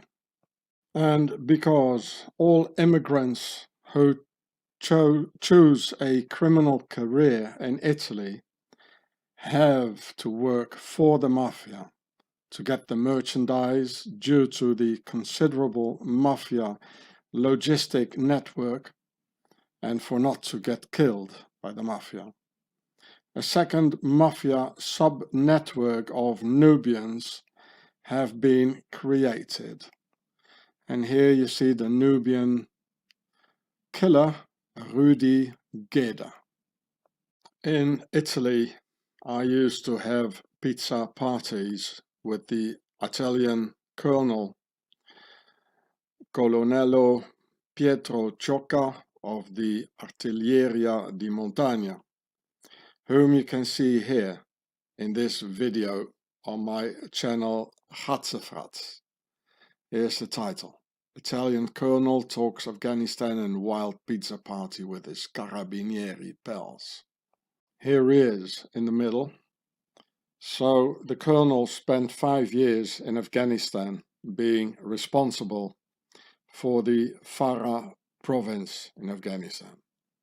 So the Italian colonel and his carabinieri pals told me that the entire Italy belongs to the mafia, in a way that every region in Italy and every part of town is under control of a certain mafia clan as their working space, divided in parcels of land, if you like, making it absolutely impossible for any criminal immigrant like Rudi Gede to work independently from the mafia, unless having a death wish. It says, this is what he said on Skype, apparently. Amanda had nothing to do with it. So how does he know that Amanda had nothing to do with it? Eh? Because he did it, he was there. And probably some mobsters as well. So it was on Skype on November 18th, 2007. On the website Injustice in Perugia in defense of Raffaele Sollecito and Amanda Knox. The whole case stinks, Italy is entirely corrupted. Yeah, the whole internet is full of it, but I can't show it to you because I don't want their cookies. So in this censored and highly controlled internet. So here's the Guardian saying migrants are more profitable than drugs. How the mafia infiltrated Italy's asylum system. A Nigeria cultural mediator offers condoms, and it's white trade or black trade in this case. Prostitution, drugs, here too. The real migrant crime wave, mafia exploitation of migrants. So, I mean, Rudi Gede was a criminal. It's a fact. And it's another fact that no criminal can work independently, no immigrant criminal. So he was working for the mafia. And that's why he can't talk. Corruption and migration in Italy, etc. Do you have any idea how much money you can earn from immigrants, dubbed Mafia Capitale, the mafia capital?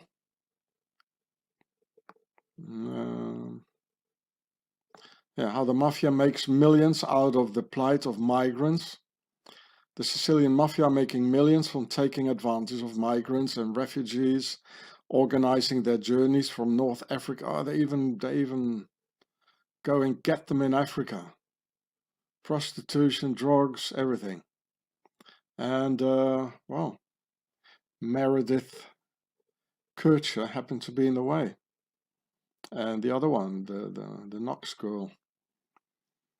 Old meets new. Only this one I could find. Old meets new as the Italian mafia capitalizes on the European migrant crisis, beginning with the coordination of Mediterranean voyages. So this one didn't have any cookies. Bravo! Yeah, bravo. So I'll show it to you. Here, I'll read it for you. Abstract.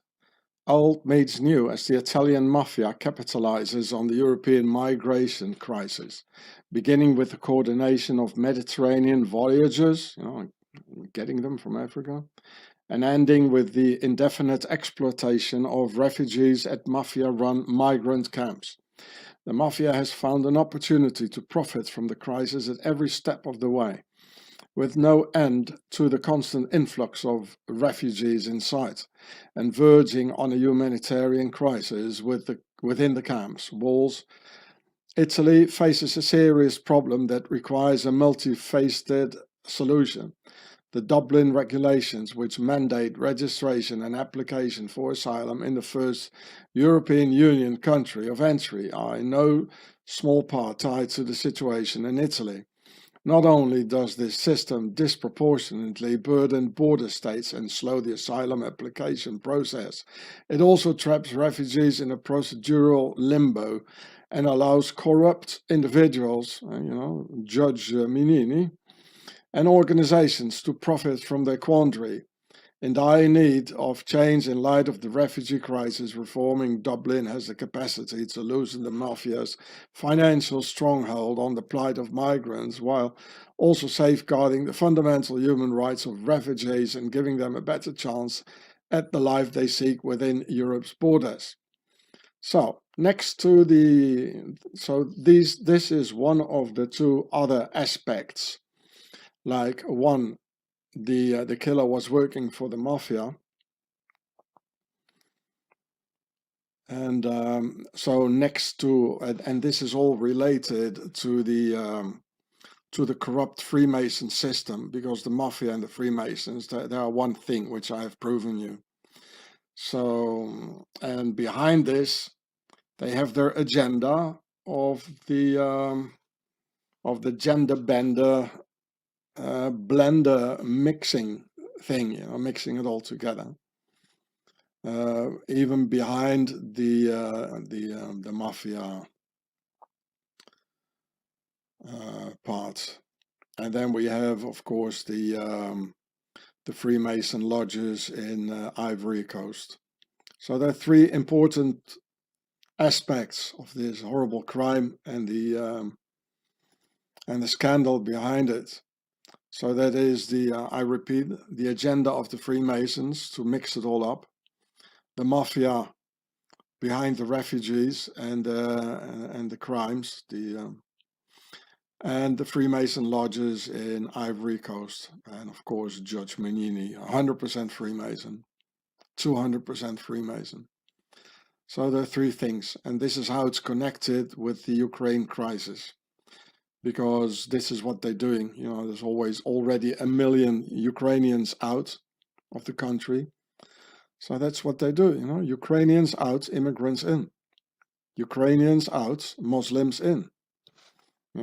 Just in Europe after the Second World War. Why do they have the Kadyrovsky, the black hooded Muslim fighters for Putin, in spite of the fact, that's a real paradox, that Putin murdered, 300,000 civilians in Chechnya. And the only way to understand it all is to know the history and look behind the screens. So Rudy Gede, the immigrant cat burglar and drugs dealer, was 100% working for the Italian mob. No other options possible. Out of the question. It says, the saga of Rudy Gede, the solo cat burglar of Perugia.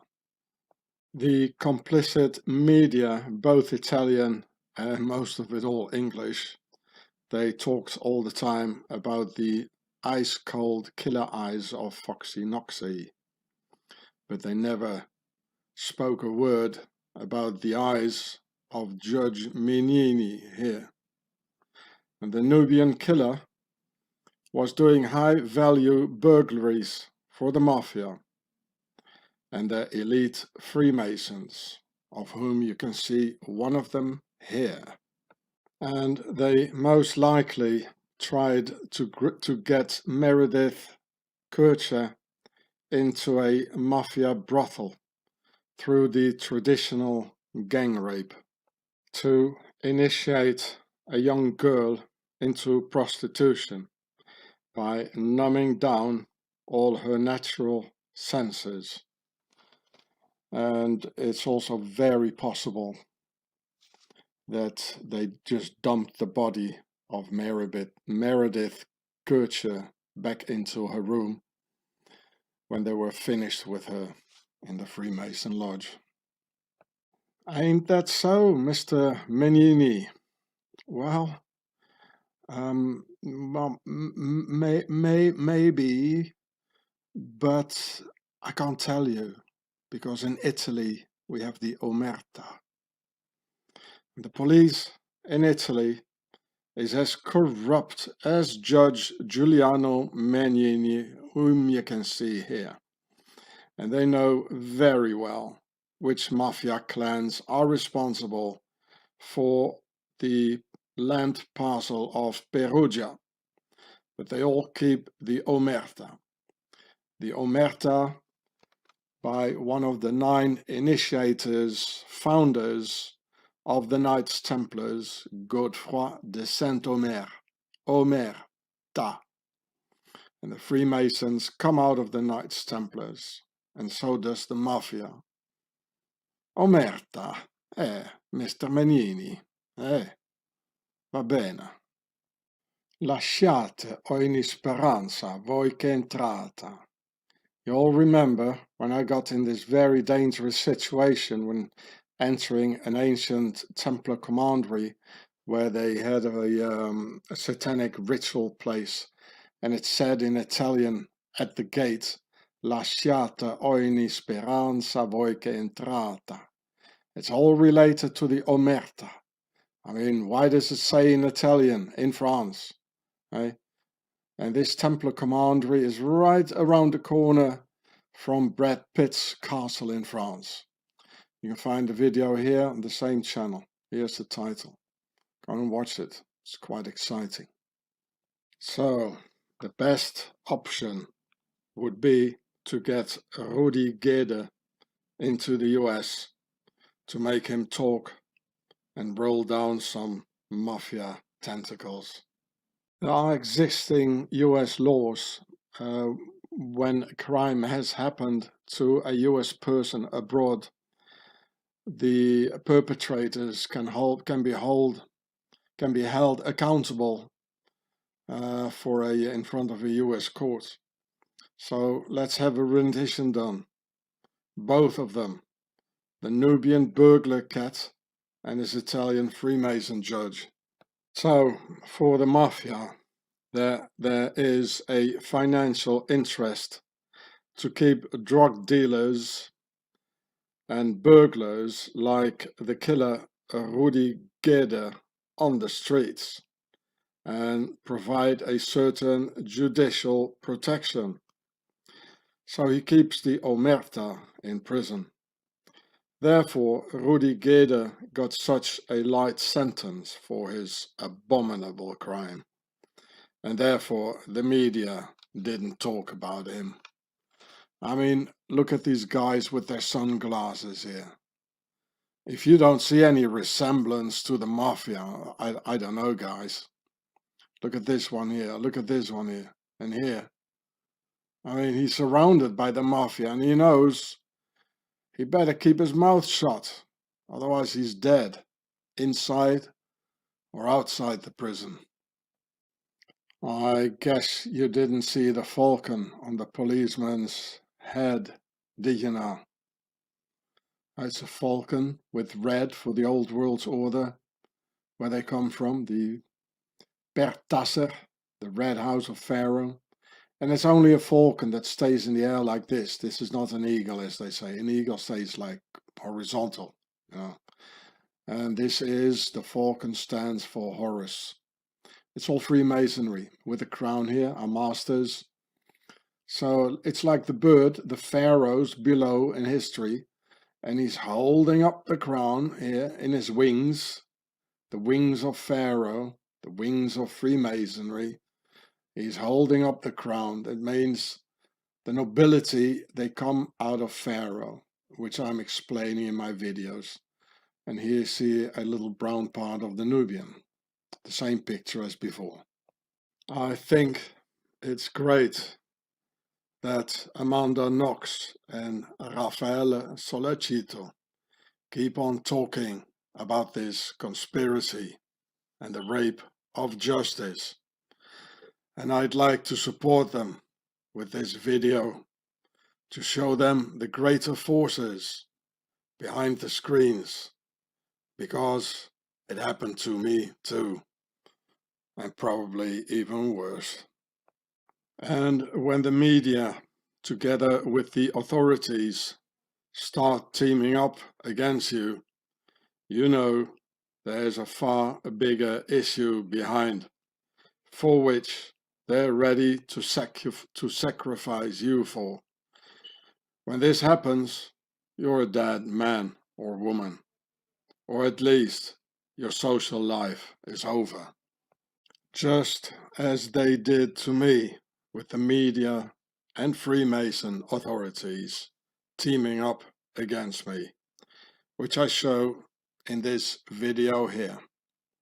Here you can see me on my channel Hatzefatz, and here's the title. And here in this video here, in which you can see the newspaper articles in which they criminalize me for political reasons, to set up new laws based on my person. And that's why, probably because I show these newspaper articles, it says here the following content has been identified by the YouTube community as inappropriate or offensive to some audience. Okay, yeah. Viewer discretion advised. I understand and wish to proceed. So the title is The Swiss Beast, Home of the Devil, Part 4, Breaking Individuals and Nations. So you can click on it, yeah, like here. And then you can see it. And, here, this is interesting. Here you can see the publisher of this of these media, many newspapers. It's called Tamedia, and it belonged to the very influential Swiss aristocracy, who are married into the White House because W. Bush, George W., he's married to Laura, who's out of the family von Grafenried. And they have a castle in Bern, Switzerland. So the video is here on the same channel, showing the newspaper articles, or some of them, in which they completely dragged me into the dirt, just like they did with Amanda Knox. And I spent 5.5 years in prisons, where they tortured me for doing absolutely nothing wrong. Switzerland was their very first New World Order baby, when the first horizontal rule was founded in 1291, where they blended 4 peoples together into one New World Order product. Germans, French, Italians, and Rheto-Romanic all together in the big blender. So really, everything always comes in Swaziland first, and then in the rest of the world. Then, in 1776, their second New World Order baby was mixed in the blender to create the American product, and not the American people. Because there never has been an American people, except for these ones, maybe.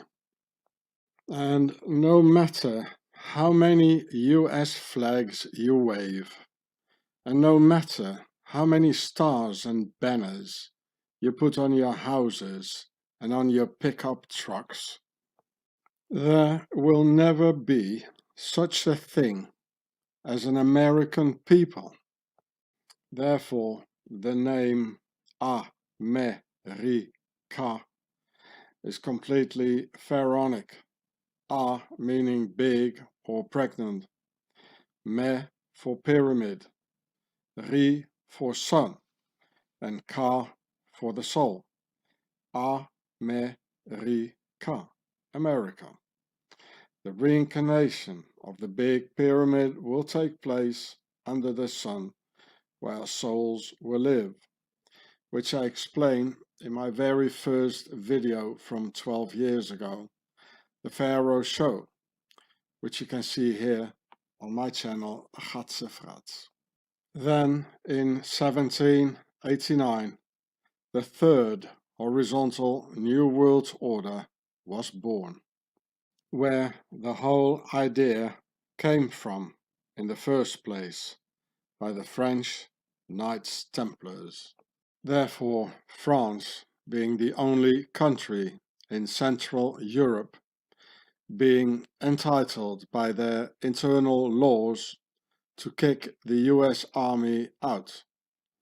Only in France there are no American bases, because France is like the New World Order father, where the New World Order idea was born by the Knights Templars.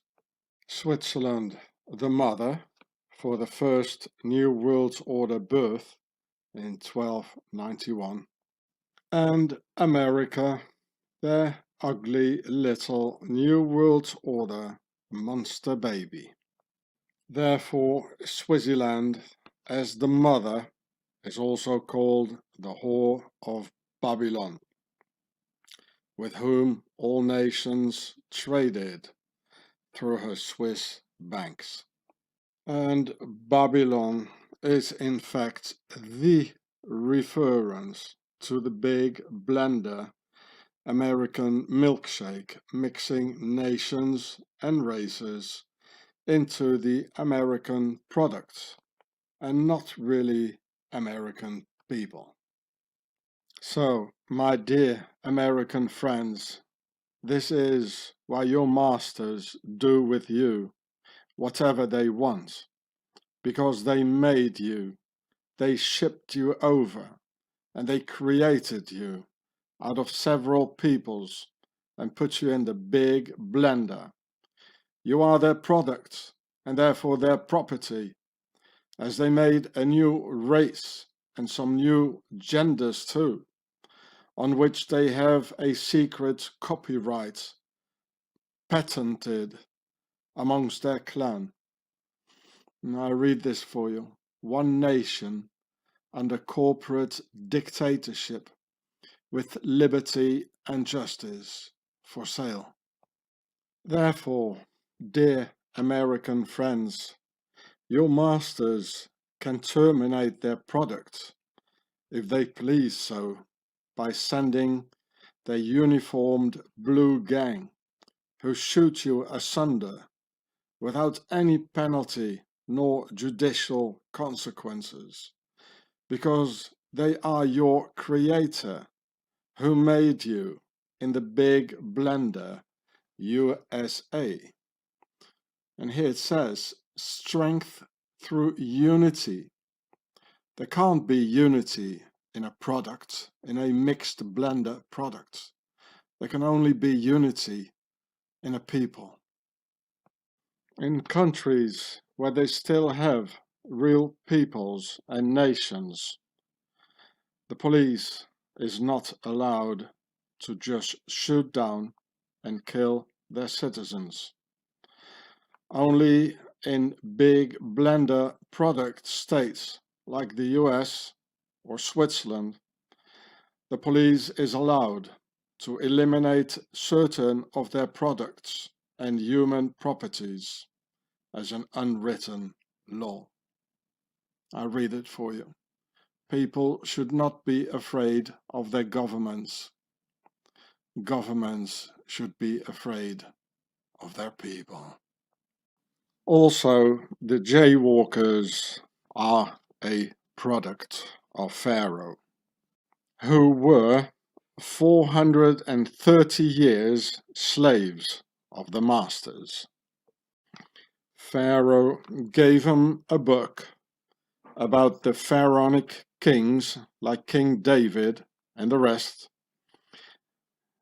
gave them a new identity, and then sent them into the world with this guy here in the basket. Here, I'll read it for you. The Pharaoh as God. Ancient art tells us that the Egyptians believed the Pharaoh was a god on earth. This gave him absolute power over all affairs in Egypt. The Old Kingdom reached its peak during the 4th dynasty and saw trade throughout much of the Mediterranean, as well as mining. Pharaoh is considered to be God on earth, just like their aristocratic descendants of Pharaoh all over the world were considered gods, like the French Sun King, Louis XIV. Like the sun god, Emperor Hirohito of Japan. And here you see the rising sun here. This is Amun-Ra. And he was considered to be a descendant of the sun god. They're all pharaohs. Here it says here, Emperor Hirohito. He was looked to as God by his people. And he's having the same octagonal medals as the rest of the bunch. Japanese Emperor Hirohito. The Americans wouldn't accept this surrender of his unless Japan admitted that their emperor was not a descendant of the sun god Amun-Ra and stepped down as a leader. So this means the big New World Order product, America, a horizontal rule, the very biggest in the world, wanted Japan to change from the old world order with their sun god, vertical rule, to the horizontal republican rule. That's why Japan had to admit that their emperor was not a descendant of the sun god. As I've explained to you in my video, the Nobility World Wars, that the World Wars in fact was a product of the transmission or the change from the old world order vertical rule to the new world order horizontal rule. That's why so many people had to die because of this. And you can see it here. Here once more, Hirohito, the living sun god. And he looks like 2 drops of water, like Heinrich Himmler, the head of the SS, because they're all one and the same bloodline. Even Himmler, he had ears like this and the eyes and everything, the little glasses. And this looks like to be the cross of St. George here with Saint Michael in the middle. It's all the same. It's all pharaonic sun gods and descendants of sun gods over the whole world. Or the sun god Emperor Bokassa from Central African Republic, and many other sun gods throughout history in the world. He has the sun here on his lap, and this is the Horus the falcon bird. An eagle doesn't stand up like this in the air, it's only the falcon doing this. Just like the so-called American eagle, which is not an eagle, which is a falcon. And it's all a reference to Horus, the falcon sun god of these blokes here. And you can see this video. Here's the title on the same channel, where last year I visited the castle of Bokassa's French friend, the Pharaoh Giscard d'Estaing.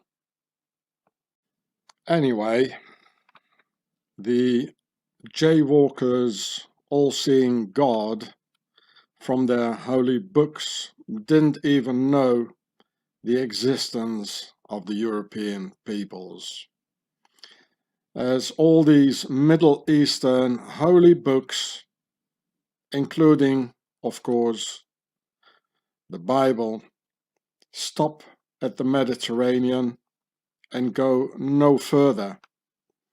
Here, in this image, you can see how today's jaywalker territory has always been part of Pharaoh's empire. Therefore, King Solomon, in the Bible and in the jaywalker book, he married the daughter of Pharaoh, which is written in the Bible, black on white. In fact, the holy books are for Orientals only, and talking about Orientals only, and mostly about kings of pharaonic descent. And you can see it, all this was ancient Egypt, and here's the jaywalker territory with, of course, Jerusalem and everything, where King Solomon married the daughter of Pharaoh. All pharaonic stories. And here, you know, where the white race Europeans, and here the Chinese, this all-seeing God couldn't see this, you know, because this is God. Pharaoh is God. There is no other God in these holy books than Pharaoh. I mean, it's written blacks on white in these holy books that Pharaoh is God. And you can see it in the picture here. And the whole story is telling this. And yeah, well, Pharaoh God also had a son called the Son of God, out of the aristocratic pharaonic house of King David, and whom they finally put a crown of thorns on his head. Look, here you can see the French sun god with a crown of thorns around his head, symbolizing the sun and the sun rays of Amun-Ra. The jaywalkers come in all colors and all languages, just as the American product, which is the contrary of the definition of a people, and definitely is the definition of a product. As a genuine people has one single language and one single color. So I read it here for you. The upper class of society in ancient Egypt. The upper class ran the government and religion, just as today, because they're still the same ones. Pharaoh was all powerful, seen as a living god on earth. Priests and priestesses were important and had great influence because life revolved around religion. They knew how to please the gods, Pharaoh, and help the dead into the afterlife. So, my dear Jaywalker friends, Pharaoh's priests are those whom you call the Erev Rav today, and whom you still call Rav or Rabbe today, who cannot even tell you your real history, as I do here, because they don't know. The Erev Rav, Rabbe, or rabbis in English, are the product of Pharaoh's religious indoctrination for the chosen ones amongst his slaves. My dear Jaywalker friends, I've come to set you free. Therefore, the Jaywalkers are very divided between the ultra-religious ones and the more secular ones. Divided between the Jaywalkers out of Germany, the ones from Spain, and down below at the ladder, the ones from the Middle East, which you can see here in this very good video by Al Jazeera. And here's the title. And here you can see the names like. So here's the text in the description of the Al Jazeera film, which was even made, I think, by a Jaywalker itself. I would like to read it out for you, but I cannot pronounce words like this here or words like this because of the censorship. It would immediately censor and delete my video. So that's why I say Jaywalker, which is an honorable expression, as I have nothing at all against the Jaywalkers, against these people, no problem at all. I mean, I'm trying to help them. So this is the reason why I have chosen this word, to avoid having my video deleted because of the general censorship.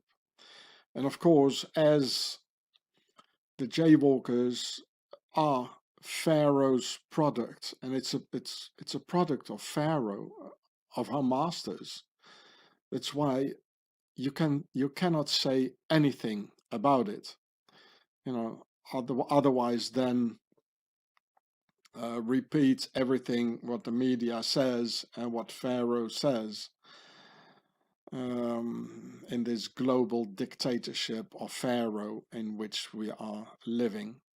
So again, I have no problem with the Jaywalkers. Neither is the word a negative word for them. It's rather an honorable expression. And so do read this text here. It's very interesting. And this is not a united people, also far from it. It's being held together by Pharaoh's government in their country, their Jaywalker country, in between brackets, so to speak, because it belongs to Pharaoh, and they're Freemasons. It was a setup by the nobility, what I've already explained in some of my videos. The Jaywalkers are divided between the ones with a Jaywalker mother and those who haven't a Jaywalker mother. No, this is not a people. This is a product. Because within a people there is a union. And this is the lie of Pharaoh's New World Order. Because with all those different colors, there can't be a union, nor the potential to rise up against Pharaoh. And it's therefore Pharaoh wants to destroy all the genuine peoples of this planet, like the Ukrainians today, and throw them into the big blender in order to destroy the Union, making it easier for the masters to rule over their slaves. And for this purpose, Pharaoh uses their Freemason technique of ordo ab chaos, meaning order out of chaos, by bringing the chaos of war. Ukrainians out, immigrants in. Ukrainians out, immigrants in. Again, I have no problem with immigrants, nor do I have a problem with people who have another skin color. I just have a problem with our evil masters and their evil politicians who deliberately want to destroy the sovereign and genuine people of the Ukraine through mass murder on this unified Ukrainian people in order to install Pharaoh's agenda, through which all peoples of this earth are the victims of. I hope you noticed the same double-header birdie of the Teutonic Putin here, and their Templar Teutonic political wing of their Freemasons also having the same double-header birdie. Similarly to destroying the peoples, they want to destroy the union of the family, which the evil ones in the Alps did with my family. And this is exactly what the Son of God Pharaoh said, that he will destroy the union of the family, which he says in the holy book of the Orientals in its adapted form for the Europeans. Here it says in Luke 12:53, Jesus said he would bring divisions. They will be divided, father against son, and son against father, mother against daughter, and daughter against mother, mother-in-law against daughter-in-law, and daughter-in-law against mother-in-law. This is very extremely evil stuff, and it's all by Pharaoh.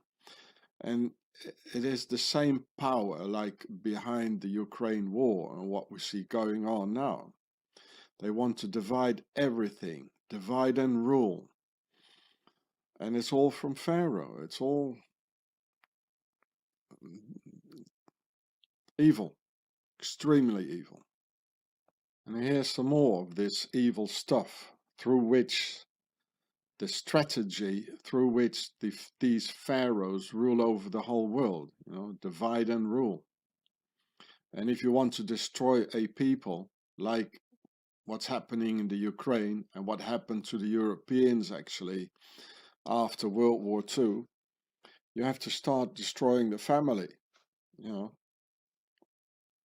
So here it says, Jesus said he would bring divisions. Well, that's what they do, people, divide and rule. So in Matthew 10:34, he says, do not think that I came to bring peace on earth. Oh, wow, nice, eh? Nice bloke. I did not come to bring peace, but a sword. Well, that's what we see over 2,000 years of wars without end. You know, the Christians are the biggest butcherers in history, where in 2 world wars, millions of Christians butchered millions of other Christians. I mean, this is a fact. And I've seen military graves, war graves, you know, until the horizon, you know, all Christian crosses on a field, eh? It's horrible. And here, Matthew 10:35, for I came to set a man against his father, and a daughter against her mother, and a daughter-in-law against her mother-in-law. Matthew 10:36, and a man's enemies will be the members of his household. Now, what do we see today? This is exactly what we see. 50% of the marriages, they are divorced. The daughters, they hate their fathers, have no respect because, you know, he's not even there anymore. And this is one of the ways how they can get drugs in, prostitution, complete decadence, and sexual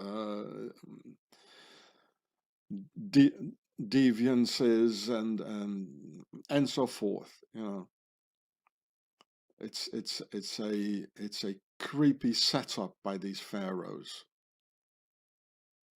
And as the jaywalkers were the very first product of Pharaoh, Pharaoh God called them his chosen people, as he created them, being Pharaoh's obedient product, with a holy book to take with them on the road, for not forgetting the rules, in order to unify the product into an identity organ. Some European rulers of Pharaoh's European nobility didn't like it at all, seeing this pharaonic product swarming all over Europe, being afraid that the new system would make them lose control over their European feudal slaves. So now I come to the last reason for World War II and its various genocides, which I wanted to keep for the end of my video series. And I hope you all see the double-headed Old World Order, New World Order, birdie, as Mr. Putin, the Teutonic Knight, has in Moscow, because this is Prussian, and out of the Teutonic Knights in the same area came the Prussians. Prussian is Teutonic, and the same double-headed Ardoapkau Freemason double-headed birdie, because the Freemasons, they cannot come out of the Knights Templars and the Teutonic Knights. It's all one and the same thing. So here it is Prussia. And because of that, you can see here the coat of arms of Saint Omer, the Omerta, remember? One of the 9 founders of the Knights Templars. And this is why Mr. Putin is having this here, because he is a Teutonic Knight. Due to the jaywalkers' overall censorship and the various draconian punishments for those who dare to think differently, I had to choose different names and words for everything, in spite of the fact I don't even have any problems with the jaywalkers. On the contrary, the jaywalkers have weaponized the borders between free speech and censorship, for humanity not knowing anymore where free speech ends and censorship begins, due to the weaponization of normal human rights. Without for the jaywalkers and their Erev Rav even knowing who in fact are the real responsibles for World War II's atrocities, using weaponized laws to randomly hit around in the dark, hoping to at least hit someone in this Nazi-like practice, needing a random scapegoat. I'll read it for you. Scapegoat. A good scapegoat is nearly as welcome as a solution to the problem. Look, I'm making videos against these ones here with their flags and all, you know. What happened? It got deleted because of all these laws, you know, this weaponized censorship, free speech laws. All these videos, they got deleted. I'm making videos in favor of the jaywalkers. I'm not allowed to pronounce this word here, just read it yourself here. Don't say it out too loud, you know, you might get arrested. It got deleted. Video deleted by these ones here. And I'm against these ones. You understand this? I'm against it. So it all gets deleted, you know. Weaponized laws. So I had to go to here and put it on here. My whole channel got deleted. Huge parts of the European nobility, and especially in Germany, related to the order of the Teutonic Knights in Prussia, didn't want to put their European feudal slaves into that global blender, because they were their property and their feudal slaves in a tight and secure system. Why take the risk and change it? Of course, Britain, France, Belgium, and the Netherlands, with the many colonies, wanted the big blender for all their slaves, including the ones overseas, in an empire on which the sun never sets. But Germany didn't have any real colonies, or hardly any. So what for the big blender? It says, German colonialism, a short story. And a short story it was. Here you can see a German soldier here to the left and a Swiss soldier to the right. You can see the difference in helmets. Standing at the border, the Swiss-German border, during World War II, and having a pleasant chat. And in the end, the German nobility, together with the Swiss Nazi Templars, said to each other, "We'll show you what we'll do with your big blender. And we'll start with Pharaoh's first product and chosen ones, to get this idea out of this world once and for all." And they almost succeeded. Therefore, I don't really agree when the jaywalkers talk about the righteous amongst the nations, when talking about the Second World War and the Nazis trying to eliminate Pharaoh's first product once and for all. They even say there have been only 24,356 righteous Europeans. But this is outrageous and should be qualified as hate speech, because the jaywalkers imply that all the other Europeans are not righteous. This is hate speech.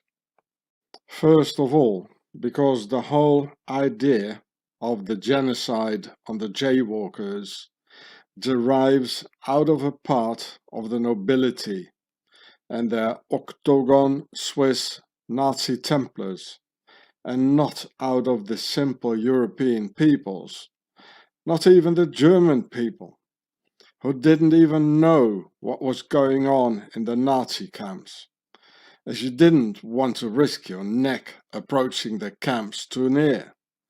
And most camps were not even in Germany, but in Poland, far away from any influence of the average European and or German people. So the proofs are here in this video. It's called the Nobility World Wars, as you can see here, which won't even show because Google doesn't want you to see this. So you have to go into the video section of the same channel here, Gure, and scroll down. Otherwise it won't even show.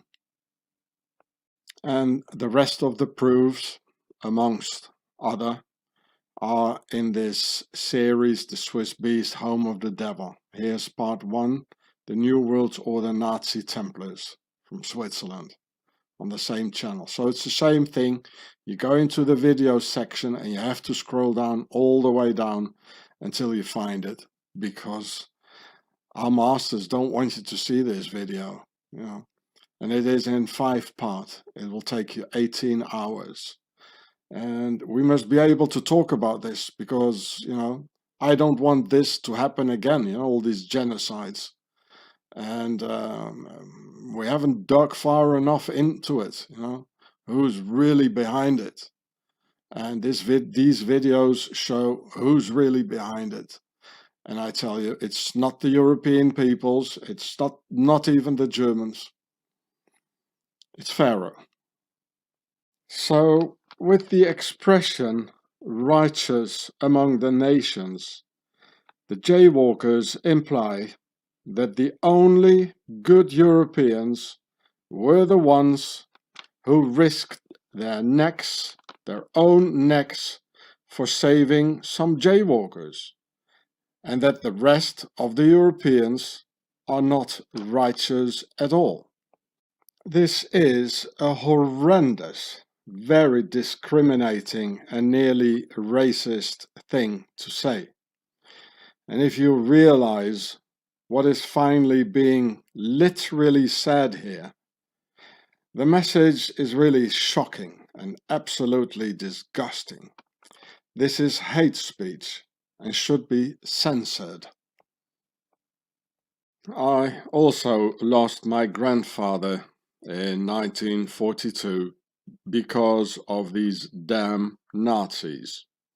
While he was not particularly saving any jaywalkers at the moment of his death in his mission for the Navy intelligence, meaning my grandfather died as a supposedly unrighteous person among the nations, with which the jaywalker community, with this very shocking expression, smears the memory and ultimate sacrifice of my grandfather against the Nazis, only because at the time and moment of his death he was not risking his neck for the jaywalkers.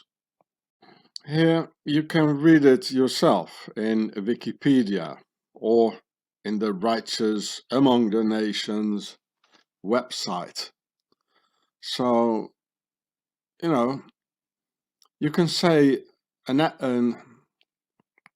people have been acting righteous, but you can't say that only 24,000 people of the Europeans were righteous and the rest were not. You can't say this.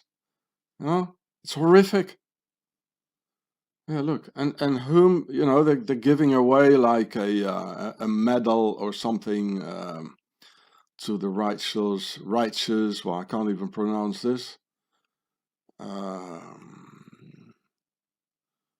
Well, they're getting honored.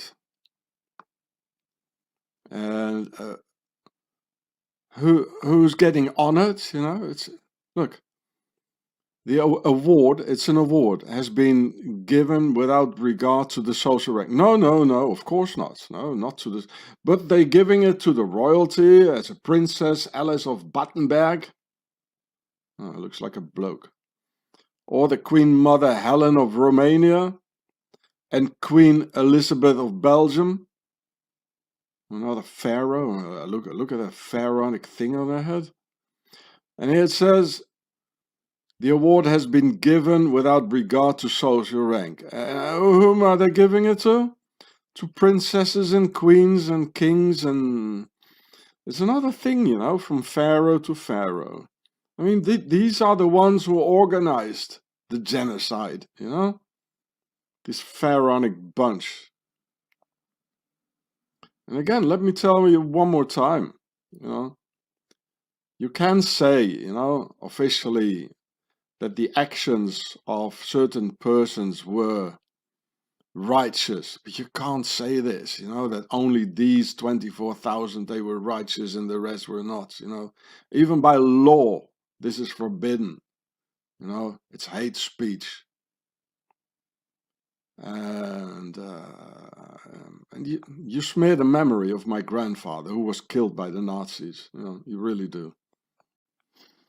Let me tell you, my dear jaywalker friends, of whom I hope that they will still be my jaywalker friends after they've heard me revising this absolutely horrendous, aggressively condemning expression towards the European peoples, who were all victims themselves in this Nazi dictatorship in which all Europeans, including the Germans, were living in constant fear for his or her own life and one's children. There's no need to divide the Europeans into righteous ones and not righteous ones, and even insinuating that only a few were righteous and the rest were not. You can't possibly do this. These damn Nazis, they even hanged their own German children, as you can see here, only because they were looking for food, because they were hungry. It says in German, plündern wird mit dem Tode bestraft. It means pillaging will be punished by death. But it was not pillaging, just looking for food, you know. The Nazis even killed their own German children, so... Dear jaywalker friends, your horrendously shocking expression, righteous among the nations, therefore also implies that you, jaywalkers, yourselves would risk your necks for any other person in peril. Now, do you really know? No, definitely not. You absolutely don't. Here it says, after all I've done with the snake here, hiding in the bushes, and after all the work I did for you, explaining you jaywalker friends of mine, who really is behind World War II and its genocide, and changing many neo-Nazis worldwide and in Germany, that not the jaywalkers are the masters of the world, as these neo-Nazis and Muslims thought, but that Pharaoh is behind it all, helping many young, misled neo-Nazis to exit, similar to what you can see here in the image. It says, exit the swastika in your head. I risked my neck for you jaywalkers, but you were not there to save my life. when I asked for help to open up a bank account in your name for me, or rent a housing facility in your name for me, or when I asked for help at your embassy, you turned your head away. And if not, in my rotten situation, sleeping outside for 6 long years in the forest, in the snow, in winter, plus those sanitary bug war restrictions, making things hell for a homeless. If not, I had the help 3 times during some lockdown winters, and if not having had the help of those unrighteous Europeans, I would have perished in one way or another, from exhaustion, from the cold, from authority measures during the lockdowns, or an accumulative combination of it all. So you can see a little bit of it here. On the same channel, Homie Ross sleeps 3 long winters. Well, it lasted for another 3 more winters, and it's not over yet. Out in snow because of Swiss Nazi terror. Yes, okay. Some jaywalkers were helpful. Like one jaywalker man from the Middle East sent me a new tent. And one jaywalker, a woman, had me bring a lot of money, like this dude here. And which you can see in this film here, same channel, here's the title. But what can I do with all that money when all the laws in Europe are so restricted that I couldn't fill in the obligations for renting just a room without showing a passport, which I don't have, needing to pay 2 months in advance, show them 2 months' salary, which I don't have, and needing to officially inscribe at the authorities, which I can't do because of the Swiss murder threats by the Swiss Nazi authorities and by the Swiss Nazi police and their octagon. I just couldn't get out of this rotten situations, no matter how hard I tried, and I stayed in the snow, in the forest, for some more years. Same channel, here's the title. Yeah, I read it for you here. We remember and pay tribute to the righteous among the nations, those extraordinary people who risked their lives by saving jaywalkers during the genocide. Well, I guess this here is a one-way lane and absolutely unilateral in its idea and foundations, which I had to find out the hard way, even without any risks at all for saving one's life. There were no jaywalkers at all to pull me out of the snow and out of the forest. So I had a lot of time to think this over. You can believe me. It's a one-way lane without any lane leaving the dark and cold forest. I don't believe jaywalkers are bad or evil people. No, of course not. And yes, they can be helpful. Absolutely.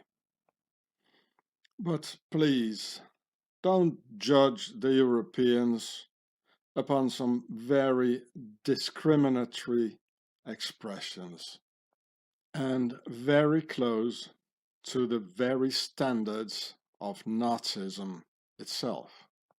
Concerning actions you yourself would not even be capable of doing in return. I mean, this single phrase says it all, what I'm trying to tell you in this video. I quote, "Be a good person, but don't waste time to prove it." I repeat, be a good person, but don't waste time to prove it. For you, my jaywalker friends, it would have been so easy to rent something in your name or open a bank account in your name. But you didn't, because you thought that could have been risky, let alone risking your neck, what you demand from others, and yet not even willing to take the smallest risk, which is in fact no risk at all. And in fact, this great jaywalker here, by the name of Simon Wiesenthal, a person whom I respect a lot, says exactly the very same thing as I do. I quote, "I know I'm not only the bad conscience of the Nazis, I'm also the bad conscience of the jaywalkers, because what I have taken up as my duty was everybody's duty." And he says, in fact, that the jaywalkers themselves did not even act themselves as those so-called righteous among the nations did. Meaning, this great jaywalker agrees with me, what I'm trying to say here. And I show it one more time in order to pay respect to the Honorable Mr. Wiesenthal. I quote, "Be a good person, but don't waste your time trying to prove it."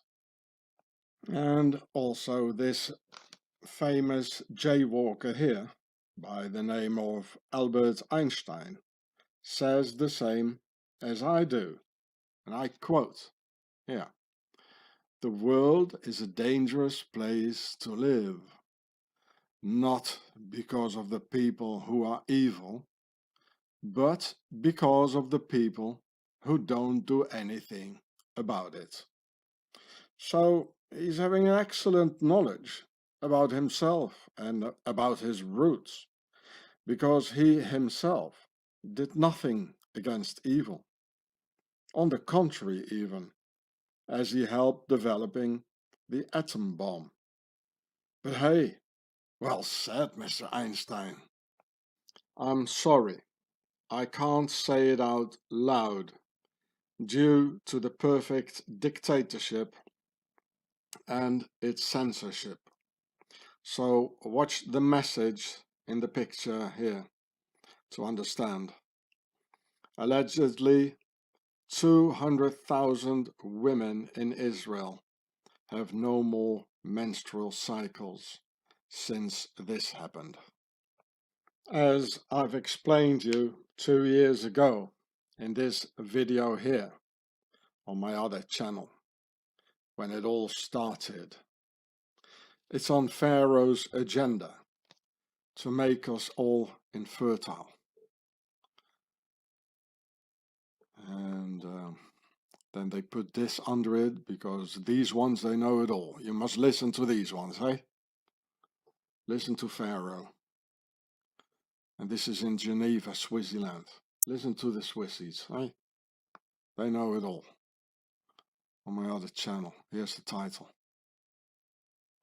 And when I saw how obediently you jaywalkers in Israel had yourselves pushed in taking Pharaoh's poison due to Pharaoh's bug war, I thought by myself, okay, this is the most obedient people, or rather Pharaoh's product, in the entire world who let themselves once more led to the slaughterhouse without any resistance at all, just as during the horrific events of World War II.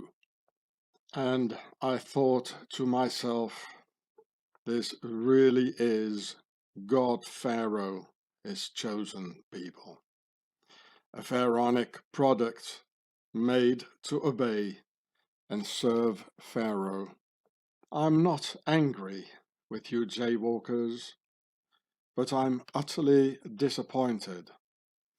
And I hope you jaywalkers can see that in spite of you letting me hang, that I, Homie Ross, am still there to help and guide you, because I'm aware that you are, in fact, Pharaoh's first victim and Pharaoh's obedient product. But do not, and I repeat, do not imply that those Europeans who didn't do what you're not even capable of yourselves are unrighteous people. Because the vast majority of Europeans are not responsible for the horrific actions of Pharaoh's nobility and their Swiss Nazi Templars during World War II. The European peoples and their children are not responsible for your traditional incapability to defend yourselves. Do I make myself clear? I love these secular jaywalker Bielski brothers of the true film Defiance, who had laid down Pharaoh's crippling religion, enabling the warrior's defense, which made the Nazis tremble. My dear jaywalker friends, I tell you that all rabbis, also called Rav, are in fact the Erev Rav. Just as the Pope with his Teutonic cross here, like Putin, the Teutonic Knight, and the Imams, it's all the same. It's all Erev Rav. Why do you think there's a crown here on top of it, eh? And if the rabbis, popes, imams, and the entire ecclesiastical leaders of this world and pharaonic realm really had this divine connection to this almighty entity in the sky, as they all claim, then these rabbis, popes, imams, and whatever would have been able to tell us directly through this alleged divine spirit what really happened during World War II, who were the ones behind it all, and that the vast majority of the Europeans and even the Germans are victims of those damn Nazis as well, who do not need to be implied to as unrighteous Europeans, only because they did not risk their necks for Pharaoh's chosen product of perfect obedience to the masters. A well-known rabbi of Los Angeles and a fan of my videos gave me some contacts of some religious jaywalker institutions in France, like the Chabad jaywalkers, who told me they'd think about it and they would contact me back when I asked them for help. And then I never heard anything anymore. They'd rather let me die in the forest, in my tent, in the snow. No righteous among the nations stuff in return. You might want to have a look at this video here. Here's the title, and there's a swastika on a Chabad house. in Strasbourg. Here you can see the swastika on their house, on a jaywalker house, which is a bit odd, I might say, on my channel Gatzefrats. Oskar Schindler was what you jaywalkers call a righteous man among the nations, because he risked his neck for you jaywalkers and maybe for being unfaithful to his wife, which what he did. It says, Oskar Schindler, a righteous man among the Gentiles, the unforgettable lifesaver of 1,200 persecuted jaywalkers. Here you can see Oskar Schindler here in the middle, between the ones he saved. And when all your celebrations of honoring Oskar Schindler as a righteous among the nations were over, Oskar Schindler died as a poor, lonely, and forgotten man, which you can read here. Similarly, as I felt all alone in my tent, in the forest, in the snow, during the various lockdowns, after all the work I did for you jaywalkers, even producing videos with all the proofs that the genocide deniers are lying, like this video here on Brighteon, as YouTube deleted this video. Here it is, and here's the channel. So here you can read it. It's a historical fact. You can find it everywhere. Oskar Schindler died alone, impoverished, and practically forgotten on the 9th of October 1974, at an age of 66, from 1939, etc. So here about Oskar Schindler on Wikipedia, here he is, and you can read it all by yourself. Here, the righteous among the nations, there they are. And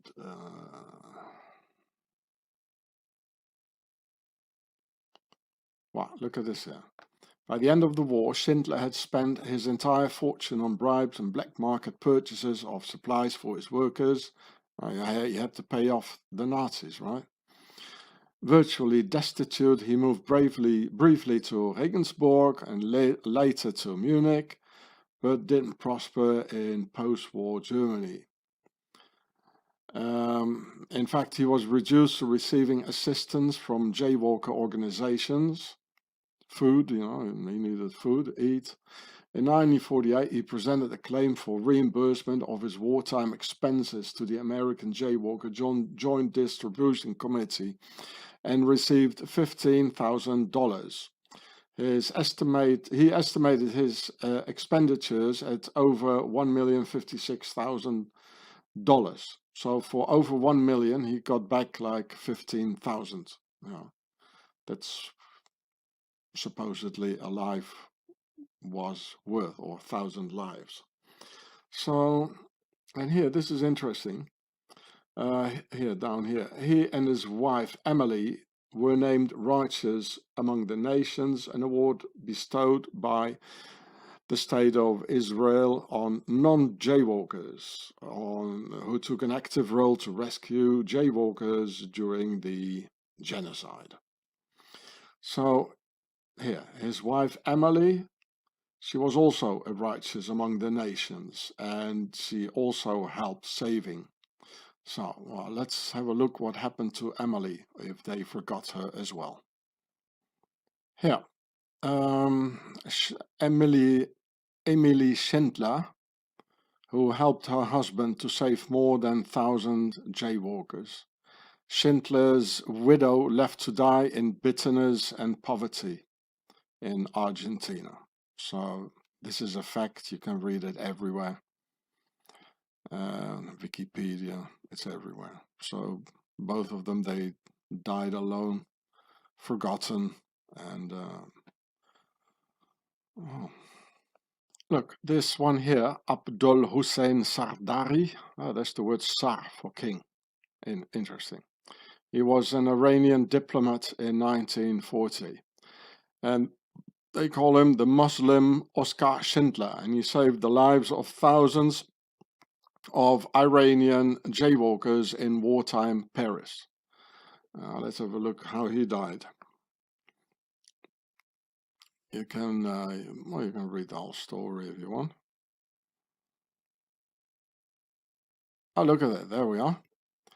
Mr. Sadari neither sought nor received much recognition for his efforts in his lifetime, and died lonely in a bed sit in Croydon, South London in 1981.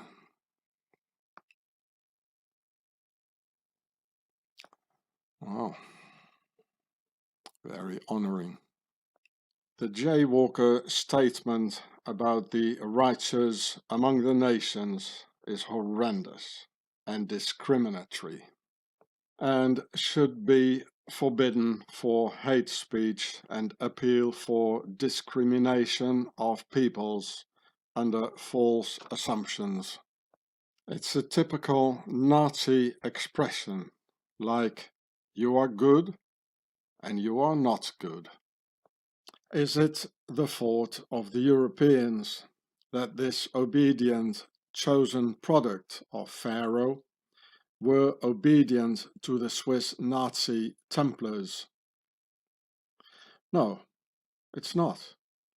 And then, only a couple of years after the disaster of the camps, Pharaoh and his Erev Rav wizard say, oh, it was all part of the plan, which has been written down 2,000 or 3,000 years ago.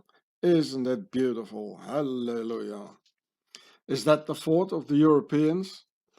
That the jaywalkers believe that everything has been written down already, and there's nothing you can do about it to change that? And they swallow it down like the sweetest fairy pie of all times. As Pharaoh's product loves the system and obedience, chosen to obey and serve Pharaoh in the Oriental world of lethargic fatalism. Therefore, by law, it is not allowed to criticize the jaywalkers, punishable with many years in prison, especially about this here, which I better not pronounce. You never know. Did the jaywalkers themselves set these free speech terror laws in place? No, Pharaoh did, because it concerns his favorite product, his chosen product, and his main objective and cosmopolitan agenda to destroy all homogeneous peoples and make one huge product out of it, as their agent Hitler already announced. One people, one leader, and one empire. That's the agenda. So Mark Zuckerberg, who is a jaywalker, from the Facebook company, he says this: I'm a jaywalker, and there's a set of people who deny that the genocide happened. I find that deeply offensive, but, well, at the end of the day, I don't believe that our platform should take that down, because I think there are things that different people get wrong. I don't think that they are intentionally getting it wrong. So that's what I'm telling you. This guy is a typical Erev Rav pharaonic jaywalker, and the pharaohs, they are amongst all peoples, and this is definitely one of them. Otherwise, he wouldn't be the owner of Facebook and all that.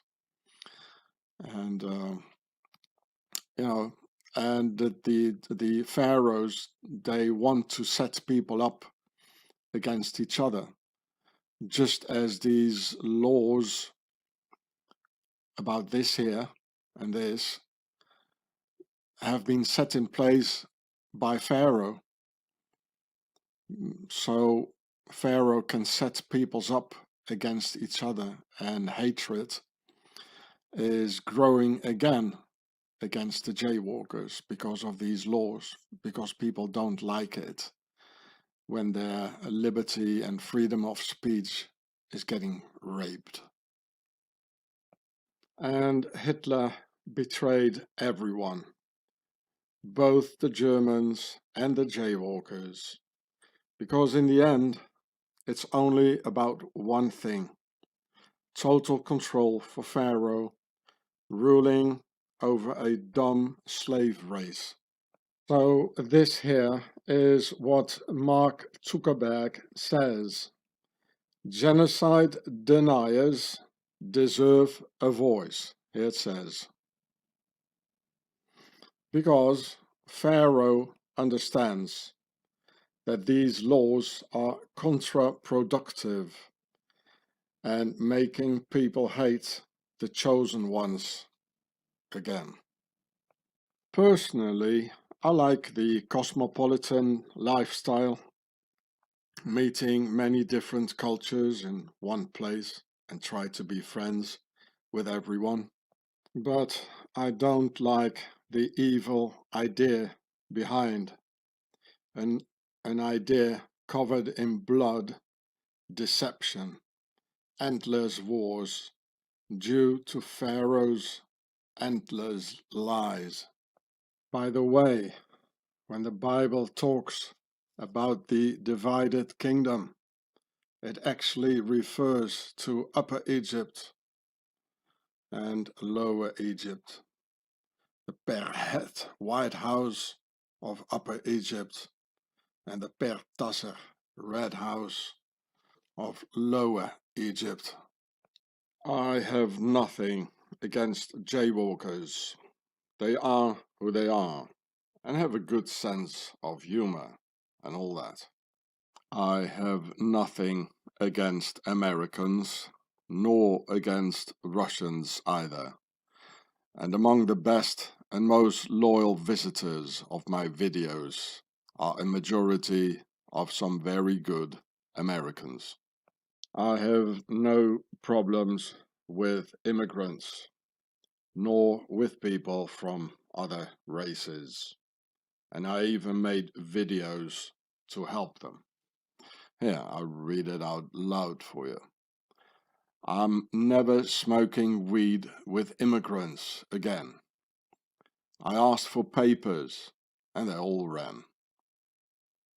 I just want all peoples and all tribes to unite against this terrible enemy within, with their neutral base in the Alps, who always try to divide humanity and setting people up against each other. As we see.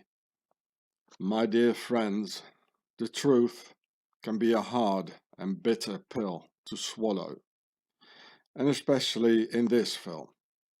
But it has to be said, so we may advance as a whole. Sorry for being straightforward, but I just don't like pissing around the pot. If you really need to, you may call me the old piss pot. And while talking about the urinary tract, is the aim of Vladimir the Liar to take Russia down the drain in order to destroy the still homogeneous nature of the Slavic peoples, in order to make a Western melting pot product out of these still homogeneous tribes, who as a homogeneous people have one skin color, nation-wise speak one single language with one single homogeneous cultural tradition. Ukrainians out, immigrants in. And there are already 2 million Ukrainians out. Through the Ordo Apkao of Pharaoh Putin's war in the Ukraine, perfectly shown on the Ukrainian channel here of Yulia Valova, where hatred between the Slavic brother nations is building up, together with Putin's crimes against humanity. This channel of Yulia Valova shows the most genuine and uncensored footage of the brutality of Russia's crimes on the Ukrainian people. So here it is, Yulia Valova. I suppose that's her here as well. These are some of her videos with war footage you find nowhere else.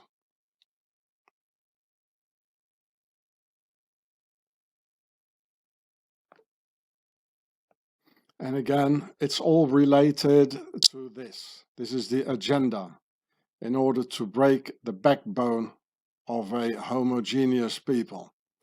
So this is homogeneous. You can see the Japs here. It's a society made up of people who share the same culture, beliefs, language, and racial background, like Ukraine, Russia. And this is heterogeneous, a society made up of people with a variety of cultures, beliefs, languages, and racial backgrounds. So, like this here is New York City in the melting pot of the United States of America, and this here is Japan. Homogeneous, heterogeneous. Pharaoh's agenda to break the backbone of a people's identity. I wonder if Edward Snowden has thought of his Rus exit in order to avoid his 300 years US prison sentence when Russia comes crumbling down, which is inevitable because this is the agenda. This is Putin's aim. And here we get to reason number 2 for the Ukraine war, next to reason number 1 of snapping the backbone of a homogeneous people, like the Russians, Ukrainians, and the Slavs in general. So here you can see the worldwide statistics, the percentage of adults who would not take a bug war Pharaoh's poison. And here green, of course, light green is people who took it, like here, very obedient. This here, very obedient here. But these ones here, it's all black, here. That's why they call it the Black Sea. They are not very eager to take it. Neither here. This is the Ukraine, and here is Bulgaria, Romania. So the Ruskies and the Ukrainians don't want to take Pharaoh's poison against the bug war. So it needs a little Ordo Apkao, order out of chaos, in the form of a vicious war in which young Russian soldier boys and more looking like Boy Scouts are being sacrificed, saying, "I didn't know I was going to Ukraine. Everything turned out to be a lie." And Ukrainian civilians being bombed out of their houses. As you can see on the map, Russia and the Ukraine are the places on earth where the people's reluctancy to obey Pharaoh and take Pharaoh's poison is the biggest in the world, compared to Israel being the exact opposite on Pharaoh's so-called sanitary spectre. On one side, Pharaoh's most obedient products on the planet, and on the other side, the most disobedient, homogeneous peoples on the planet, the Slavs. You might want to think that it might also be the other way around.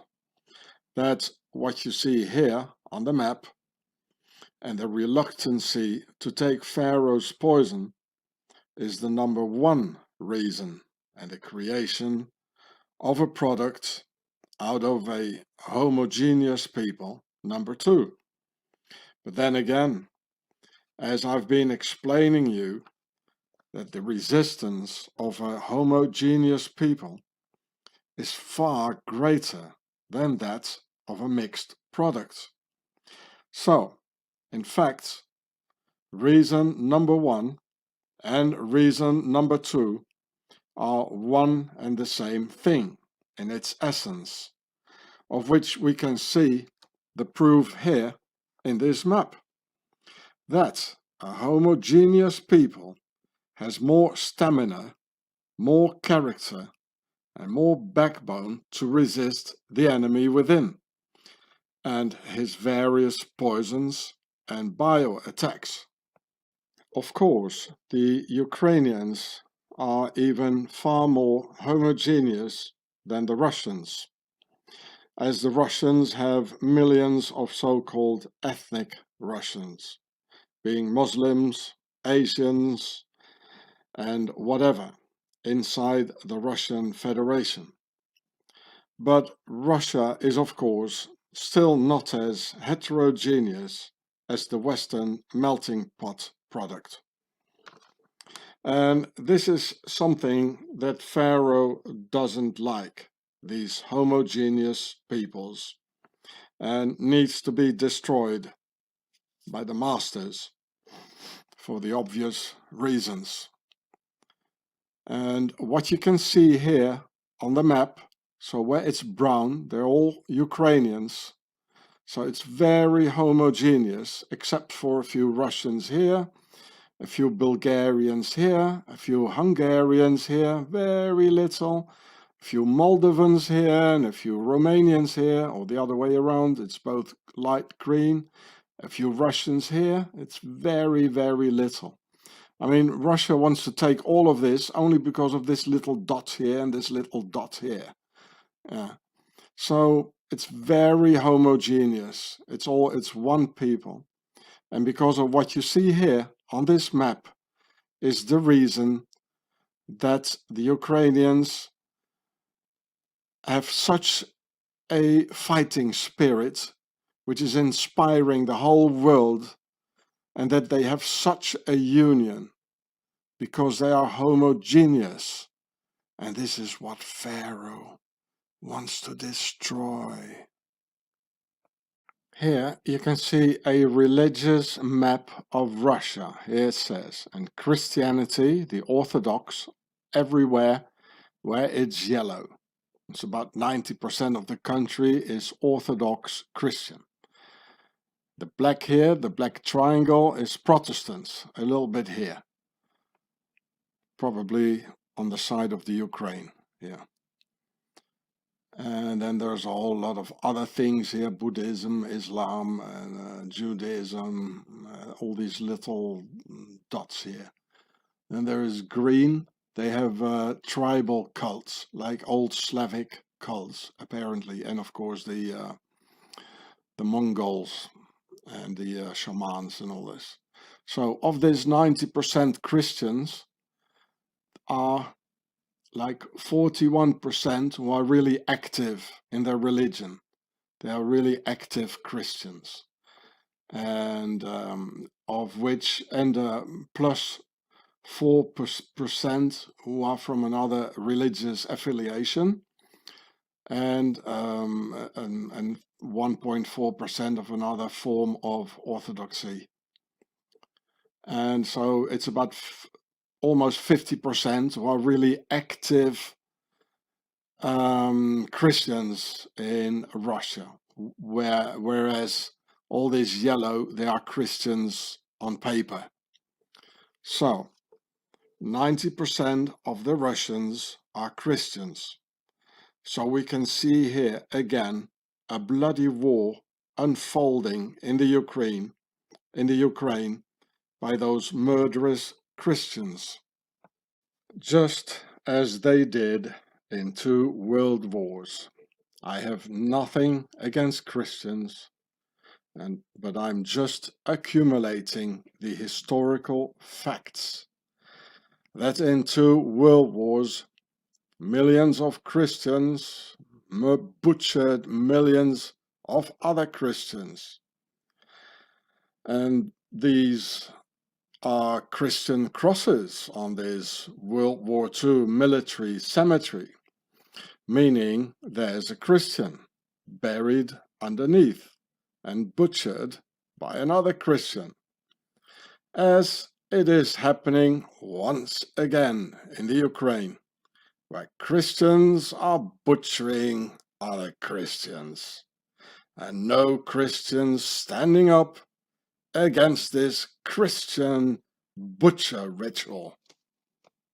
Look, here it says, Putin, defender of Christian faith and morality, with the cross of St. George and the concept of 3 for our masters, 3 swords. So St. George is the slayer saint of the Knights Templars. And look, the Christians believe that Putin is their savior. And now all those Christians follow him into another bloody war.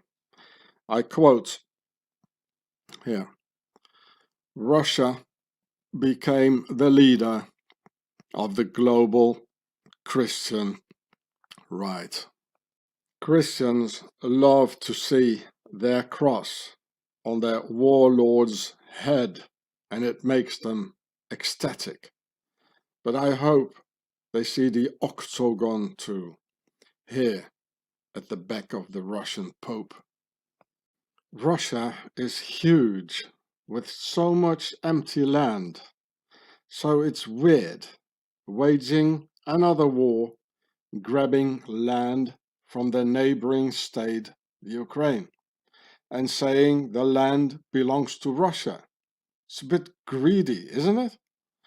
Why do they need this teeny tiny piece of land in the Ukraine, while Russia has so much unused land in which you could fit in the Donbass and the Crimea more than 1,000 times?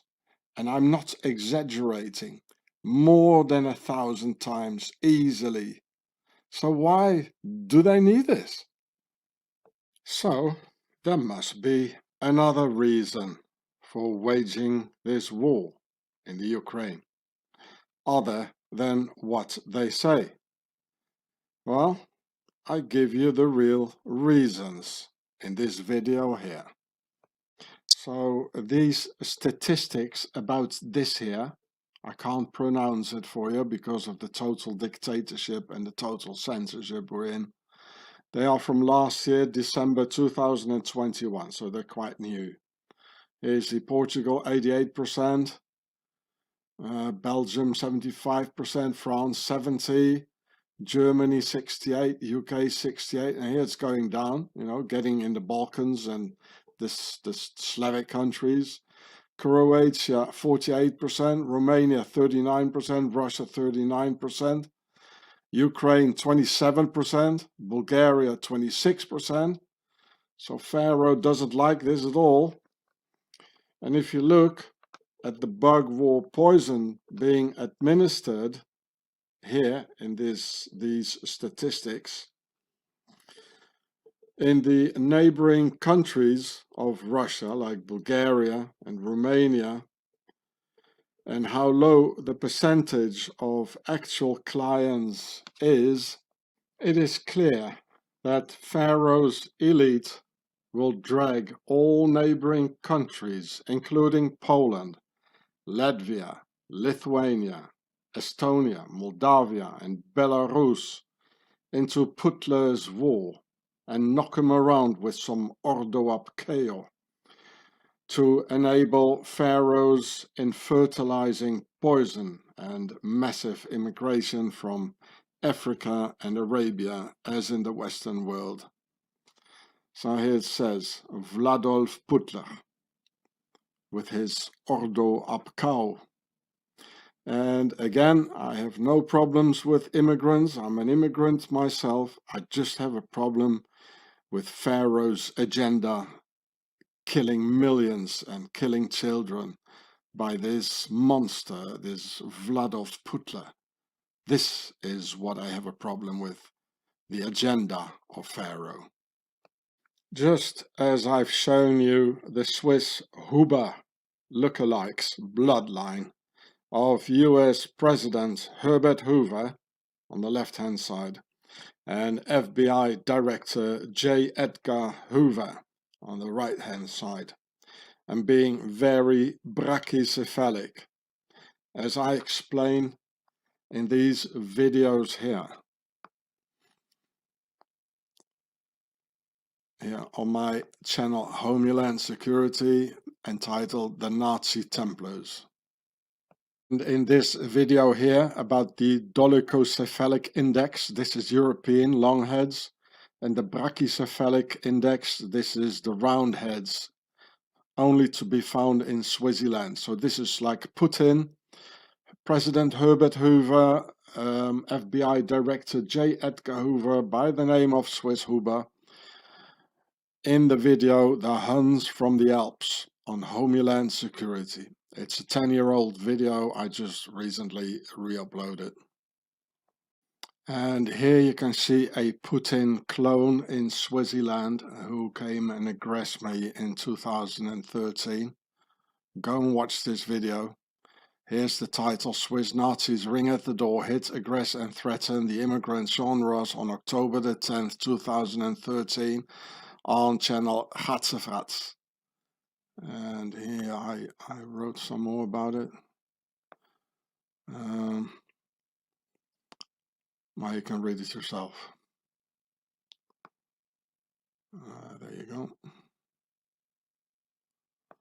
Okay, so in Swaziland there are a lot of Putin models, maybe even Putin clones walking around.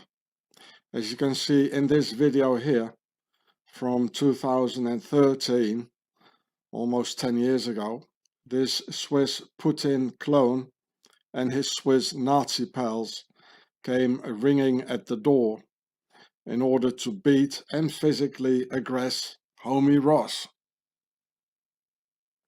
while the Swiss Nazi police was waiting around the corner in order to intervene and arrest Homie Ross in case he would hit back, which Homie Ross, wisely enough, did not. Keeping it for another day on my own terms, Swissy. Just wait, Swissy. I haven't forgotten this, Swissy. Yeah, I'll show you some more screenshots of the Swiss Putin who aggressed me physically and terrorized us as a whole family with his pals. In my time in Swaziland, I've seen at least 7 or 6 or 7 Putin clones, you know, doubles, or like, there's something terribly wrong with this country in the Alps, high up in the Alps, looking over the whole of Europe and having such an influence on the world. There's something terribly wrong, people. Very, very wrong things going on there. And here's the other one, the other Teutonic Knight. You know, I mean, look at it. He's destroying Russia. He's terrorizing the Russian people. So therefore, is this guy Russian? No, he's not. Maybe someone can make a comparison picture, putting the two of them together, or a couple of them, like using these images here, because I don't know how to do it. And it's like, I've also seen Obama doubles, many, really many. I've seen J. Edgar Hoover doubles, many. Um, Mengele doubles, even more. Remember the Swiss serial killer? Who looks like Joseph Mengele, the angel of death? There's something terribly wrong in this country. How is it possible in 2 world wars that we're not even attacked? And this guy here, he's having billions in Switzerland. His children are in school there, at school. His children were born in an elite clinic in the Tessin canton. I've been telling you for more than 30 years, I've been telling the world about this. There's something terribly wrong going on there. I mean, look at the mouth and the eyes, the front of his head, the whole skull form, the ears. It's the same, It's the same bloodline. It's all Templar stuff. I've been telling you. And out of the Knights Templars came the Teutonic Knights, who went there where Mr. Putin is born. Eh? This is the same bloodline, people. Remember how I got aggressed here as well in Switzerland by this priest of the Teutonic Knights church. Same people. I never forget these faces of these Swissies because they terrorized me and my family for 25 years. And they never stopped, Just like this Putin here. It's exactly the same thing. How he's terrorizing Russia, Ukraine, and the whole world. I mean, it's Swiss terror, It's exactly the same thing. And they got the same bloody skulls and the same expression, and they're doing the same stuff, and it's all Nazism. This one is a Nazi, the other ones who came aggressing me, they're all Nazis. It's the same bloodline, people, and they're not European. They're from Egypt. Yeah, look at it, the same narrow eyes like Mr. Putin, and they feel so strong, like being together against one person, and having the whole system behind them. They're so organized, I was feeling for 25 years in Switzerland like in Nazi Germany in the 30s. You can see it going on here. You can see it here. I mean, look at his face. This is the Putin bloodline. Hey, Swissy, you're not fooling me. Hey, you're not fooling me. I can see it straight in your eyes, and I never forget the faces of all these Swissies who aggress me. I won't forget my friends, and I don't forget my enemies. Hey, Swissy. It's like engraved in my head, like a DVD record, like a CD-ROM. It's engraved in my head, I'll never forget what you've done. I'll never forget your faces, Swissy. Yeah, what are you looking at, Swissy? Hey, you see me? And you called up the cops, eh? That I was filming you. But I hid my camera with the SD card and the memory card. Got you, Swissy. Hey, got you. Now the whole world is gonna see you here and what you've done, Swissy. We can all see the hatred in your eyes. You can see the Nazi organizing in your eyes. We can all see it, Swissy. Hey? Yeah. You're not gonna forget it, Swissy. Hey? I'll make you eternal, Swissy. And this here, Ukraine, It was organized in Davos at the WEF, the World Economic Forum, where you can see this Swissy here smiling with Biden and smiling with Trump and with Klaus Schwab, all of them, Macron, all having a good time there together. And Ursula von der Leyen, all together in Swaziland organizing this. Eh? I mean, we can all see it on the pictures, right? Pictures don't lie. And then here, the Swiss Mengele model clone to the right, the Swiss serial killer Thomas Nick, who also toured over the US with the original, the Angel of Death of Auschwitz to the left, who actually was into cloning and things like that, wasn't he now? And Mengele quietly lived in Swaziland after the war and went skiing with his son Rolf, who went to some pharaonic Swiss elite boarding school for the uppermost elite, just like the Putin kids. There's something rotten in the state of Swaziland. And so this is the video here. Here's the title on the channel Homeland Security. Go and watch it. Or here, where I went to the home and school of the North Korean dictator Kim Jong-un when he lived in Switzerland, which you can see in this older video here, where you can read how the Swiss Defense Ministry finances North Korea army training. Here it says, Swiss Defense Ministry finances North Korea army training. This is from 2014. And this is the title of the video, original footage of dictator Kim Jong-un's Swiss school and North Korea army training in Switzerland, on my channel Gatsefrats. May 31, 2014. Here, this is South Korea and here's North Korea. And 90% of Asia is lactose intolerant. Yeah, it has the Freemason symbol, so to speak. 90% milk intolerance in Asia. So while the Koreans, as most Asians, are lactose intolerant and can't digest dairy products because of some missing enzymes, Kimmy Boy chews away on his Swiss cheese like a real Swiss hillbilly, in this case a hill Kimmy.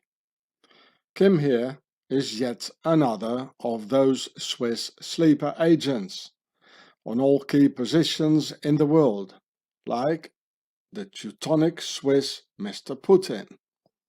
This is what the Chinese call the banana man. Outside yellow, inside white. Here, I read it for you here in channel Marino Delfino. Here, UFO hovers above demonic Swiss police. And then this strange stuff happening when Homie Ross got aggressed by this corrupt Swiss cop Hans Ruedi Kühni, after which Marino Delfino did some disturbing discoveries, which you can see in this film here. What's going on in Swaziland? Who or what are its inhabitants? And where do they really come from with their neutrality swindle and all? So here you can see the title of the video. UFO Black Eye Swiss police assaulted on Doc Ross, aka Gure Gatzefratz. In 2013, Marino Delfino. So Marino Delfino, he's an expert on aliens and reptilians and this sort of stuff. I didn't even see it, but he saw it. And then I had to admit that he saw it right. He saw something because he's got a trained eye for it, which I don't. But he's absolutely right. This is really strange, the things going on. There was a UFO, something unidentified, hovering over. And the cop really had these demonic Swiss eyes. And, well, he was very aggressive and threatening me and my children, aggressing me, hitting me. And I had to go to prison for this because I filmed him. You know, that's how Swaziland works. And here, another analytical video on the brachycephalic skulls, predominantly both in Swaziland and in Prussia, the land of the Teutonic Knights, where Vladi the Teutonic liar is from. Yes, Putin has a Teutonic Prussian brachycephalic skull form just as the Swissies have, like his Swiss clone who aggressed me. And you can find this analytical video here with academic proofs on channel Homeland Security, entitled The Swiss Beast, Home of the Devil, Part 5, Per Set House of the Lord of Chaos. But as YouTube doesn't want you to see these kind of videos, you must go into the video section and scroll all the way down until you find it. I'm blacklisted, I'm shadow banned, I'm pink listed, and you won't find these videos, or quite rarely, if you punch in the title. It doesn't work.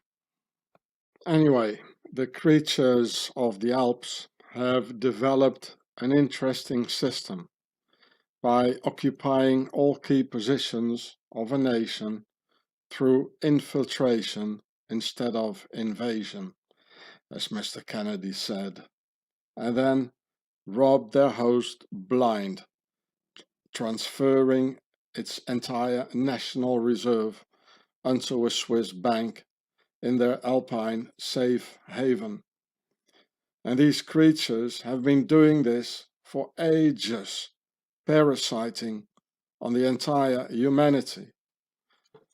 I quote, "For we are opposed around the world by a monolithic and ruthless conspiracy that relies on covert means for expanding its sphere of influence, on infiltration instead of invasion, on subversion instead of elections, on intimidation instead of free choice, on guerrillas by night instead of armies by day. It is a system which has conscripted vast human and material resources into the building of a tightly knit, highly efficient machine that combines military, diplomatic, intelligence, economic, scientific, and political operations." President John F. Kennedy gave this speech at the Waldorf Astoria Hotel on April 27, 1961.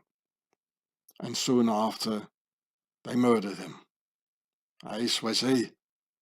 Apparently, even some inhabitants of the Octagon in the Alps and their Templar-related flag in the middle are waking up.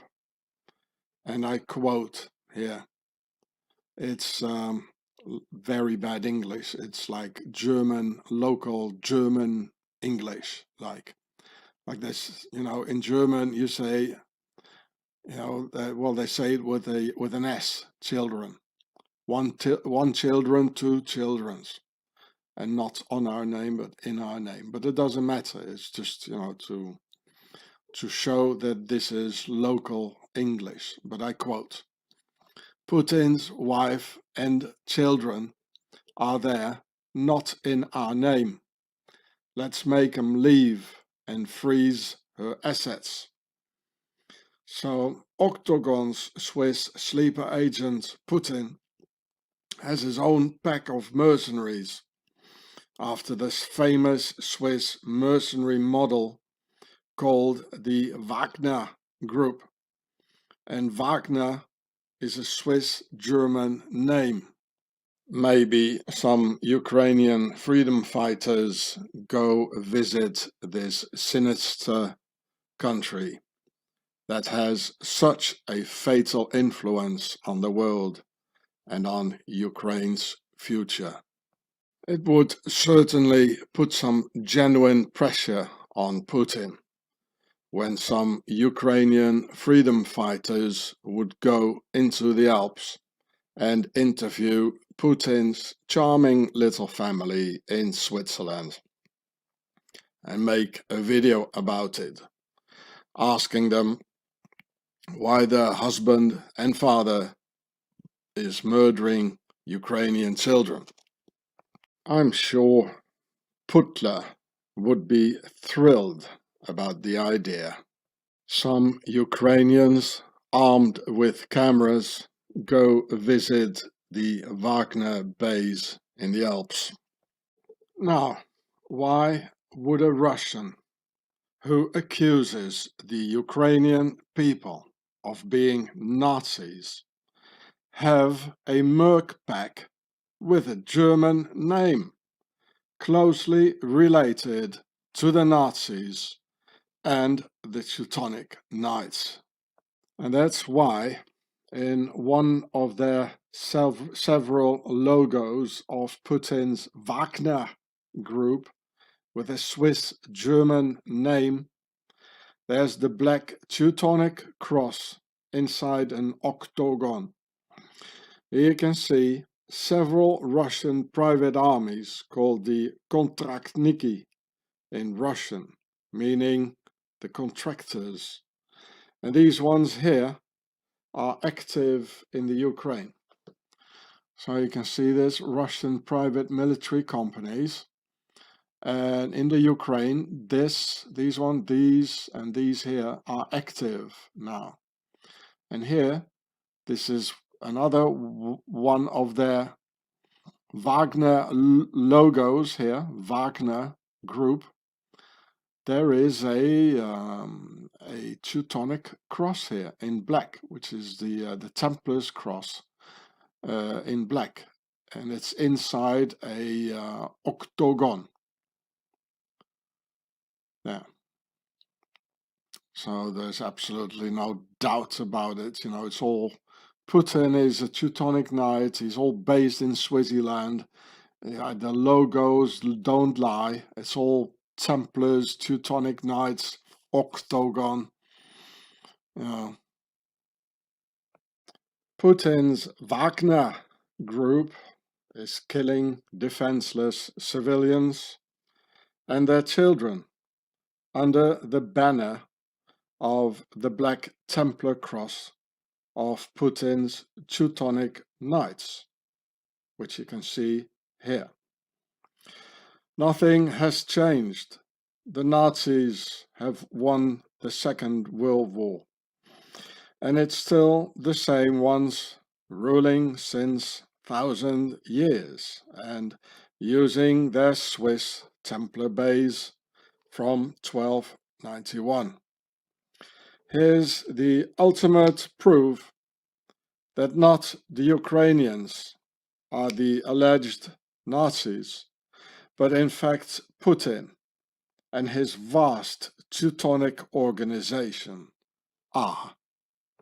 Vladimir the liar, and another one of his evil lies, just turning the truth upside down, like the proverbial upside down Christian cross of evil, always inversing things, the inversed cross, as you can see here, inversed speech, inversing truth into a lie. Look, here's the Pope's inversed cross, and they all have Templars crosses, as the Knights Templars and their Swiss Guard have already taken over the church after the 30-year War in 1648. So here's the Pope's inversed cross. This is a real picture. Here is his Teutonic Templar cross of the Pope in black. And here the dude has another Templar's cross here. Hitler's favorite composer, Richard Wagner, glorified the Teutonic Knights in his opera Tannhäuser. It says Tannhäuser, Minnesinger and Knights Templar with his Teutonic Knights cross. This is why Hitler wrote in Mein Kampf, and I quote here, "Whoever wants to understand National Socialist Germany must know Wagner." Adolf Hitler. Strange sentence, isn't it?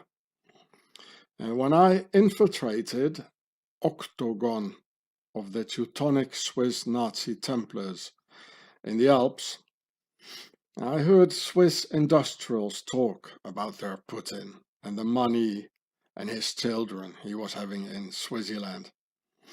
And I know, therefore, that Putin understands National Socialist Germany the way Hitler did, which is related to the Nazi Templars and their Teutonic Knights.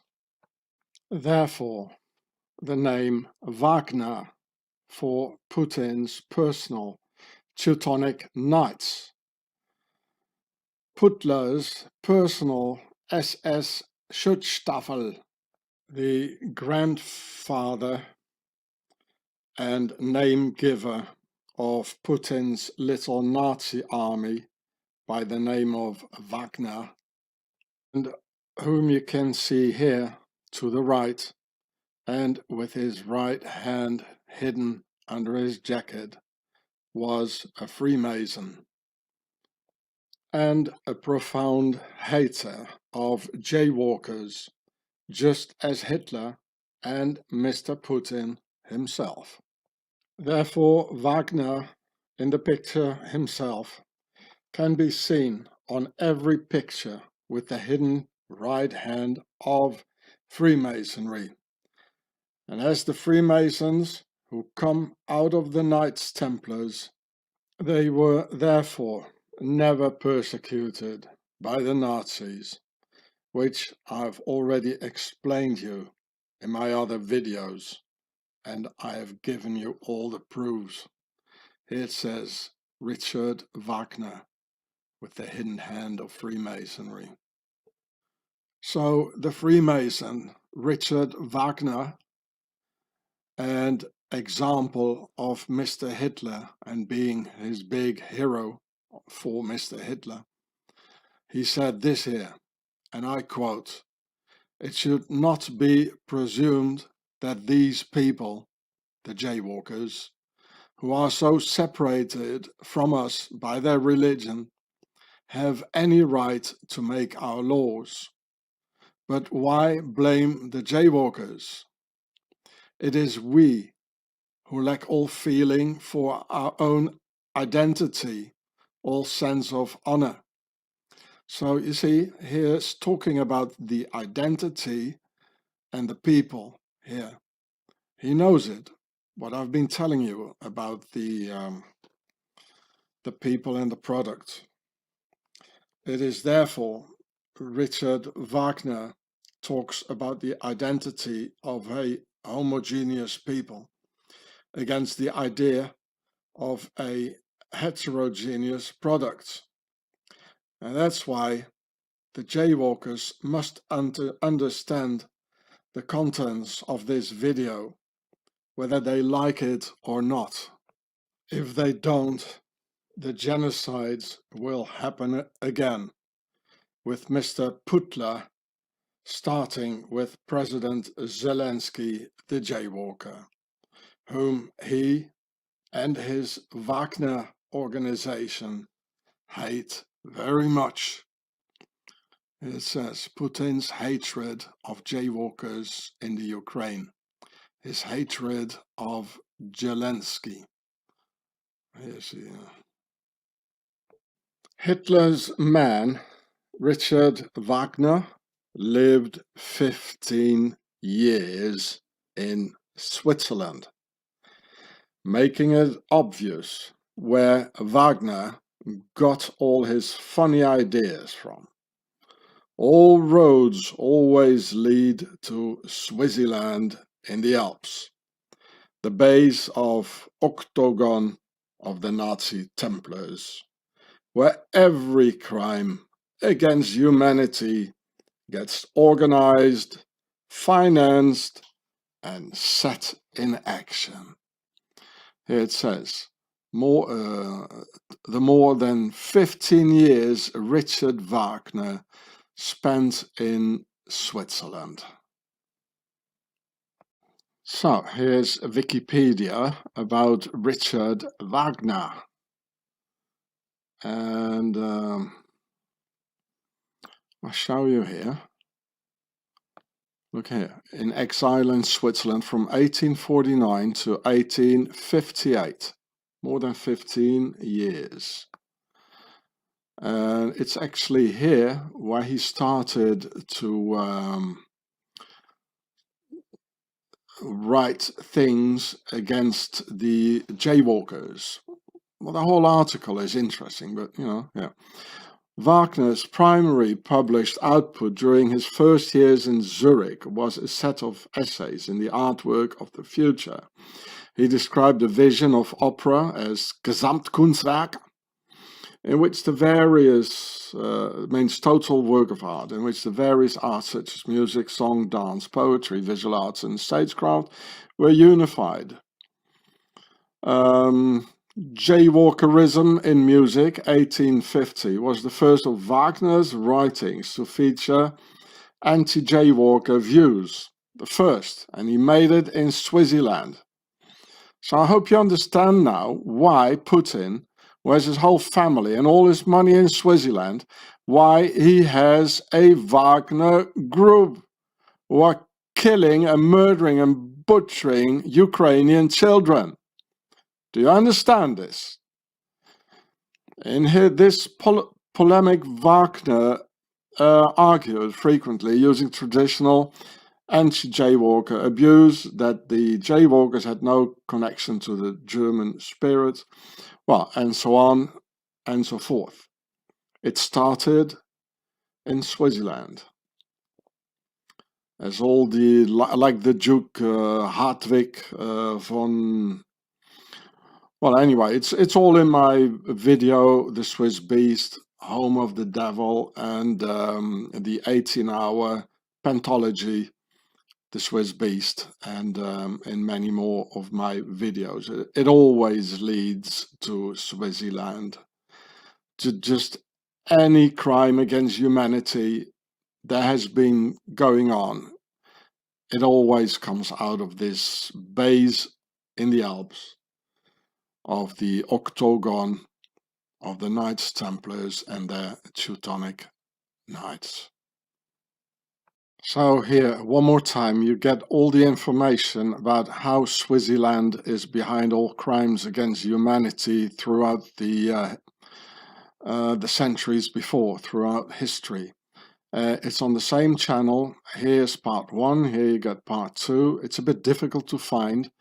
You have to go into the video section here and then scroll down, because YouTube censorship doesn't want you to see these videos for the obvious reason.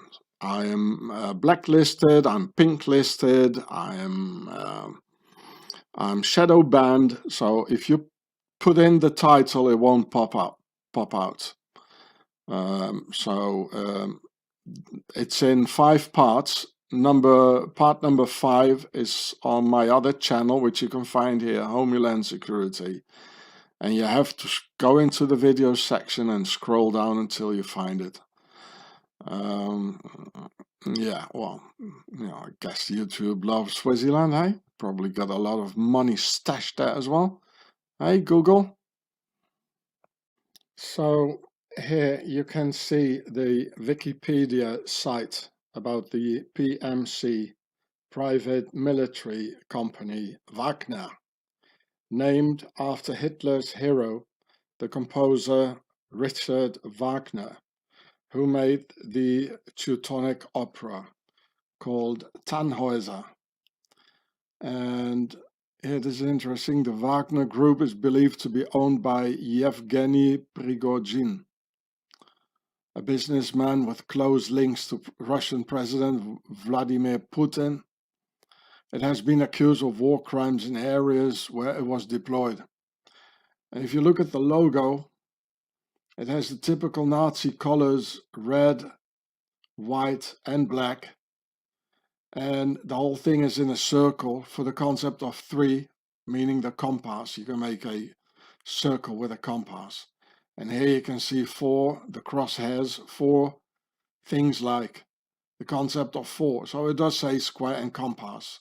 And of course the death skull, like the SS, like the Nazis, it's a Freemason symbol. They put it in every lodge, they put a skull, like Skull and Bones, And if I only look at this here, this part, there's only the little top is not there, but this is definitely with, the smaller one here and the bigger one here. This is on the crest of Godefroy de Saint-Omer, one of the founders of the Knights Templars. And their leader is a Lieutenant Colonel, Dmitry Utkin. So here you see, they got their allies, opponents here. But you never know what's, I'll let you look at it yourself. Look, it has offices in St. Petersburg. This is Teutonic Knights area. It's right next to Prussia, St. Petersburg, I mean, the proofs are all over, people. It's all over.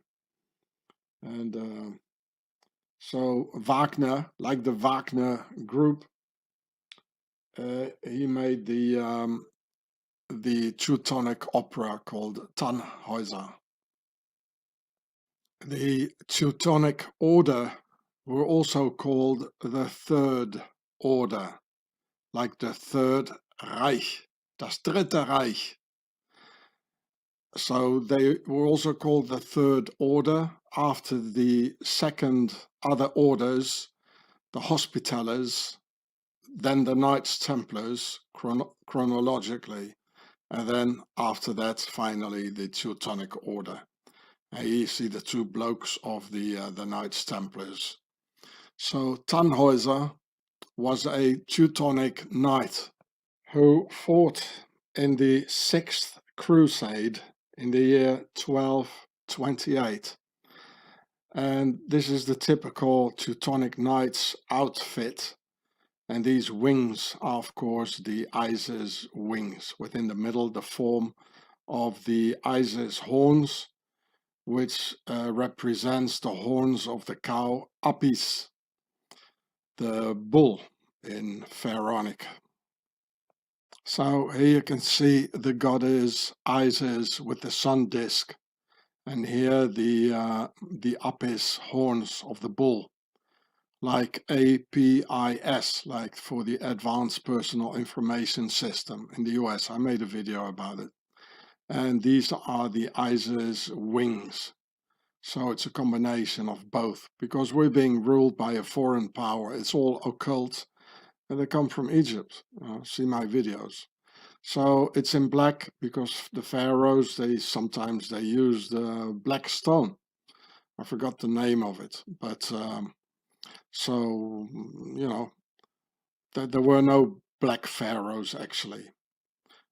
All the mummies that have been found, they're all redheads actually. They had red hair and they were very white. So all you who are into Afrocentrism, just leave it. You know, it's not correct. Here you can see the historical Tannhäuser in his Teutonic outfit. Though this is from a picture from the year 1300, and the Crusades ended in 1291, the same date as their base Switzerland was founded. So here we can see the Isis wings, within the middle the horns, or here also the horns here, you see. The Apis horns, the bull of Egypt, here the Teutonic black cross. So this is the original like picture of those days. And so this is from Wikipedia. And so it depicts him, Tannhäuser, in the Teutonic order habit, suggesting he might have fought in the Sixth Crusade led by Emperor Frederick II. For a while, Tannhäuser was an active courtier at the court of the Austrian, well, etc. And so the guy really, you know, he really lived. And even Aleister Crowley wrote a play called Tannhäuser. Yeah. And also Oscar Wilde was somehow in it as well here. Tannhäuser, they're all sort of seem to be like attracted to Tannhäuser, right? So, you know, so they must have been all Freemasons, you know, because the Freemasons, they come out of this Tannhäuser, Templar, Teutonic Knights stuff. And they come all out of Egypt, eventually. One more time. The Apis horns and here the Isis wings, all together in the Teutonic Knights outfit. And apparently, I mean, the proofs are here that Putin, he's also into it. Otherwise, he would have never called his PMC Schutzstaffel Wagner, which is a bit odd for a Russian, eh? Don't you think so? It's very odd. A sort of patriotic Russian, at least that's what he's selling himself for. Giving it a German name, and he says that he hates the Nazis. It doesn't fit. The guy's a liar, you know, and they turn it all around like the cross, you know. So he's not going after the Nazis. He is the Nazi. So here is the town of Tannhausen, where the name Tannhäuser is from. And you can see here it's in the south of Germany, which is called the Swiss buffer zone. They speak Alemannic here, and as I've explained in my videos, the Swiss mercenaries during the 30-Year War, they murdered everybody here, and the Swiss massively settled down here. It's like the Swiss buffer zone. And a Tann, it's like a fir tree, and Hausen, it means the house, like here, the fir tree and the house, which is of course a royal house, you know, and this is probably a reference to a pyramid or something. But this is definitely a royal house, like the Perhet and the Pertasser of Pharaoh. And here you can see the Tannhausen castle, the typical Swiss castle. All these Swiss castles, they got these things here for the in front of the windows in red and white, Templars colors, with a Templar V in it. And there are 4 in red for the concept of 4 and 3 in white for the concept of 3. Here it says the Lord of Tannhausen. And in their crest, you can see in the middle the Teutonic cross. Freiherr means a baron.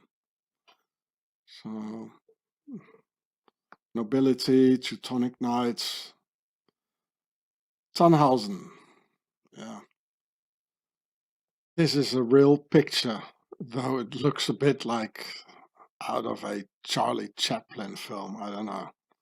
I hope you all see here the pharaonic sun hieroglyph, the hieroglyph of Pharaoh here.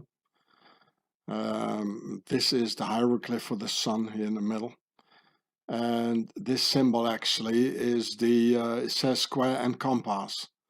The circle here, it's a, with a compass you can make a circle. And this is, here you go, 1 square, 2 square, 3 square, 4 square. It says square and compass. All the people who are initiated in the Masons, they see immediately square and compass. And it has also the concept of 4, once more for the square. And also here 4 of these things here.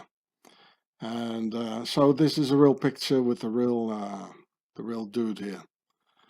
So every year Hitler, he went to the Richard Wagner Bayreuth Opera Festival, which to this very day has become a hotspot for octagons, Nazis from all over the world. Like the recent scandal over the Russian bass baritone opera singer Yevgeny Nikitin going to perform at the Wagner plays in 2012 with a swastika on his chest. Here he is on the picture. I mean, I've never seen an opera singer like this, but I guess maybe he was a member of the other Wagner group who just had a good voice, eh? And the Russian also has the inversed pyramid of death on his chest with the Templar V here. And this is the same symbol. These poor people in Auschwitz, the political prisoners and the other inmates, they had this on their left chest, just as this Rusky here.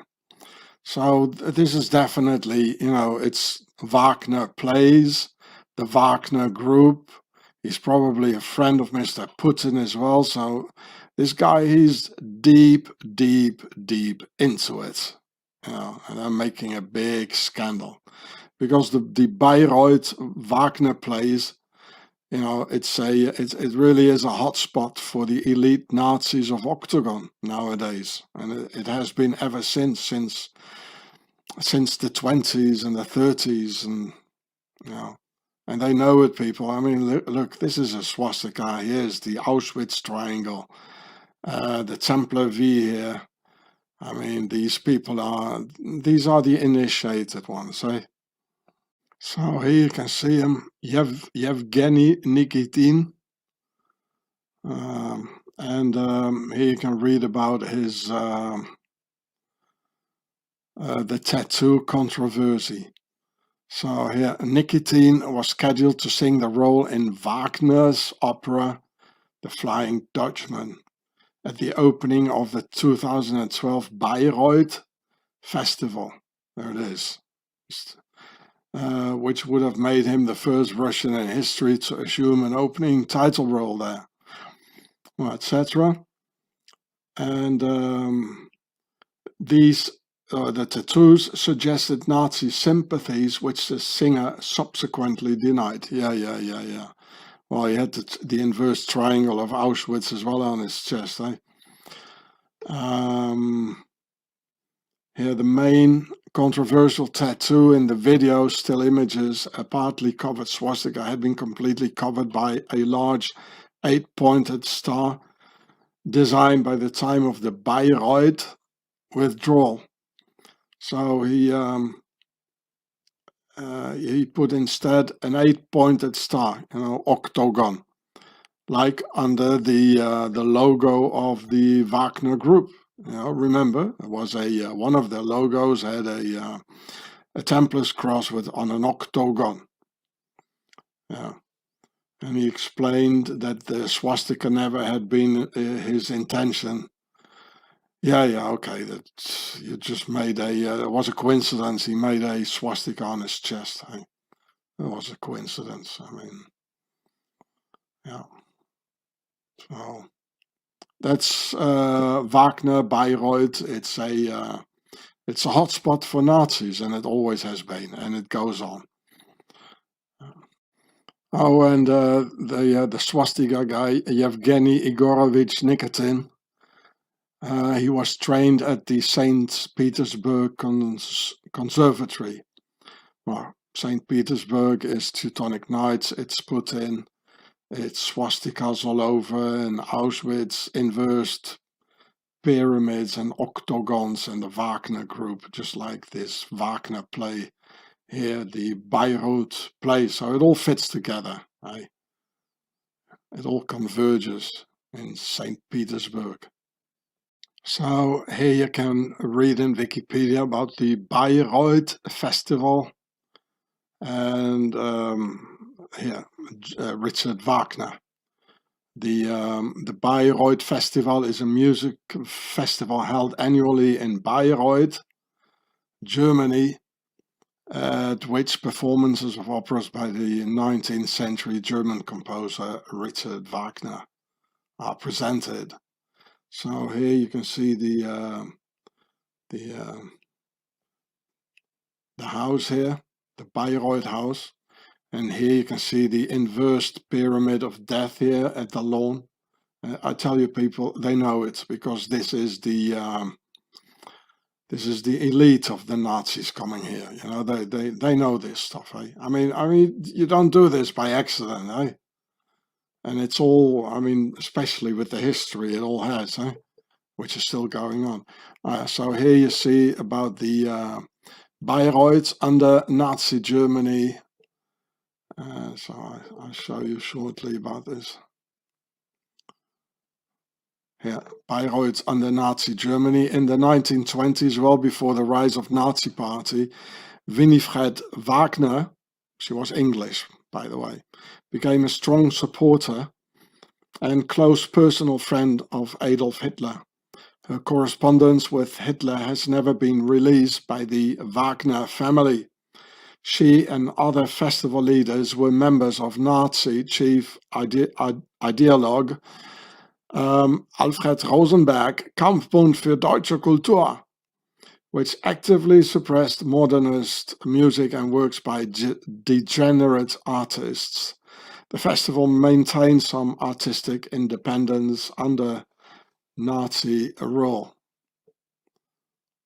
So there's Wagner, the Wagner group, Nazis. I mean, you can see this, Hitler, it was his favorite hangout here, So why does Putin, who says he hates the Nazis, why does he call it the Wagner group, eh? Come on, people. They rub it under our noses, yeah.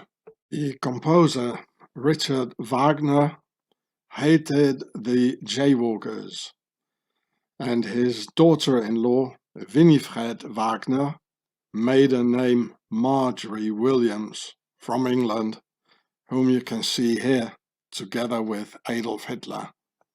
She became a very close friend of Adolf Hitler in the same year of 1923, when Hitler was in Zurich, Switzerland, here in this original Swiss picture. So this is Wikipedia about Winifred Wagner, and she was born Marjorie Williams, and she lived until 1980. She was a friend and supporter of Adolf Hitler, himself a Wagner enthusiast. So, if you hear Wagner, a Wagner group, you know it's related with this here. In 1923, Wagner met Adolf Hitler, who greatly admired Richard Wagner's music. When Hitler was jailed for his part in the Munich beer hall putsch, Wagner sent him food parcels and stationery on which Hitler's autobiography Mein Kampf may have been written. In the late 1930s, he served as Hitler's personal translator during treaty negotiations with Britain. And here the Bayreuth Festival. So, you can read it yourself. And here we see the English connection to Hitler, Wagner, and the origins of World War II with the British Baroness Unity Valkyrie Mitford, another Hitler supporter of the English nobility. But okay, I could reveal to you a lot more concerning this.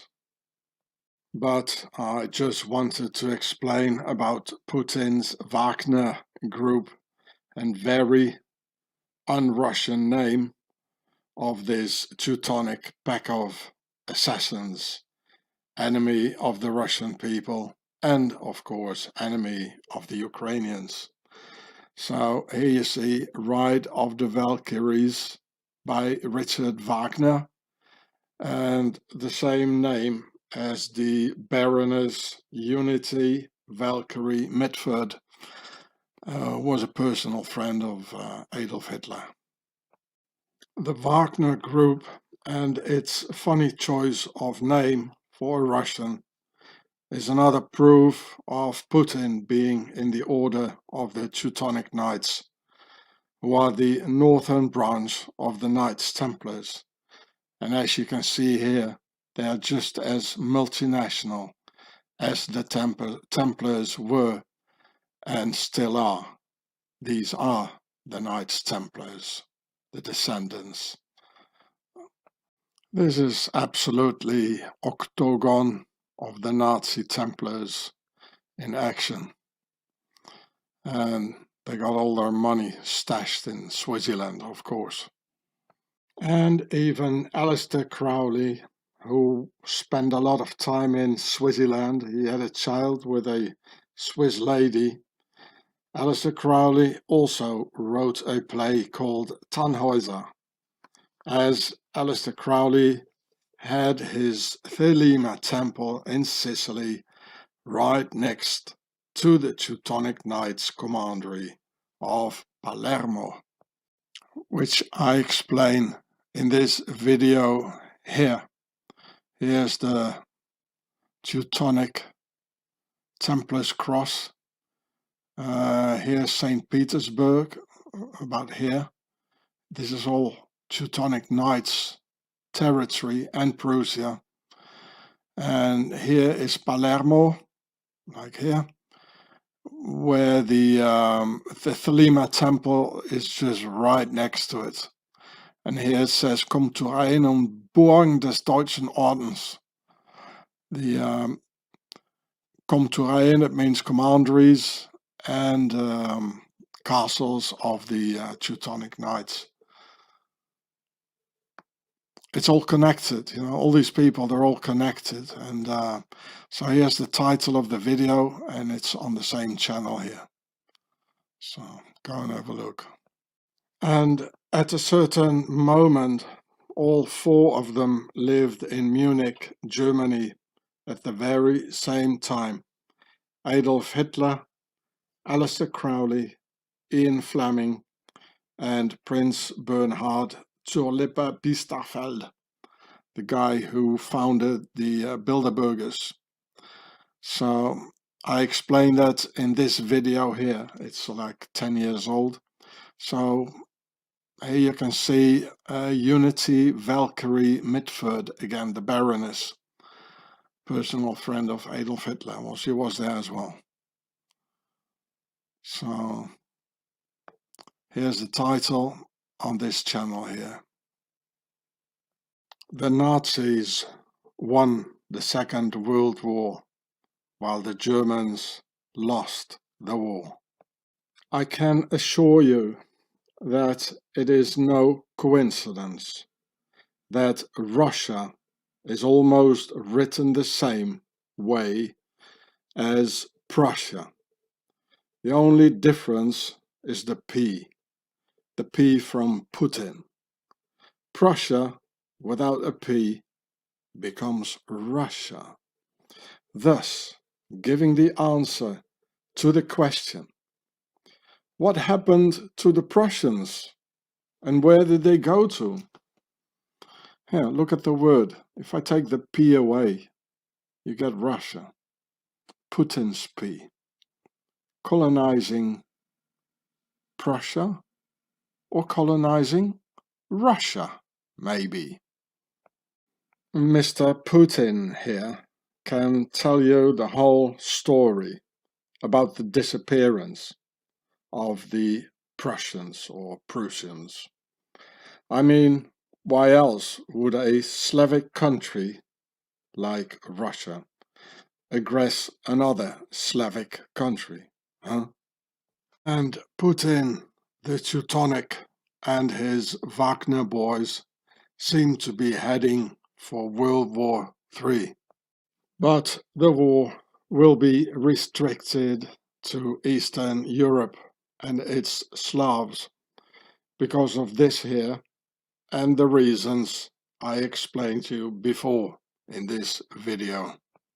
The whole Nazi thing is pure evil, satanic, and directed against the European peoples, and especially directed against those who seek to unite in order to preserve their national and ethnic identities against Pharaoh's agenda. It's the same in World War II. Here it says nationalism had unified Germany and Italy. Hitler, he's pretended to be for the German people until the moment he had them all united and then he destroyed them. Putin, he did the same. Here the pan-Slavism, Slavic nationalism, wake up Slavic peoples, the desire to unite all of the Slavic people under one empire. So Putin, he's pretending to be in favor for the pan-Slavism and the Slavic national identity. So he pretends to be uniting them. But in fact, his goal is to destroy them, both Ukrainians, Polish, Russians, the lot of them. It's the same technique, people. It's over and over again. They use the same technique. Do you get it? Watch the channel here of the Ukrainian Yulia Valova and see in her videos the work of Putin's Teutonic Knights. Her channel looks quite harmless. Well, I can tell you, the videos are not. You can already see this in the thumbnails. Really a lot of bloody videos.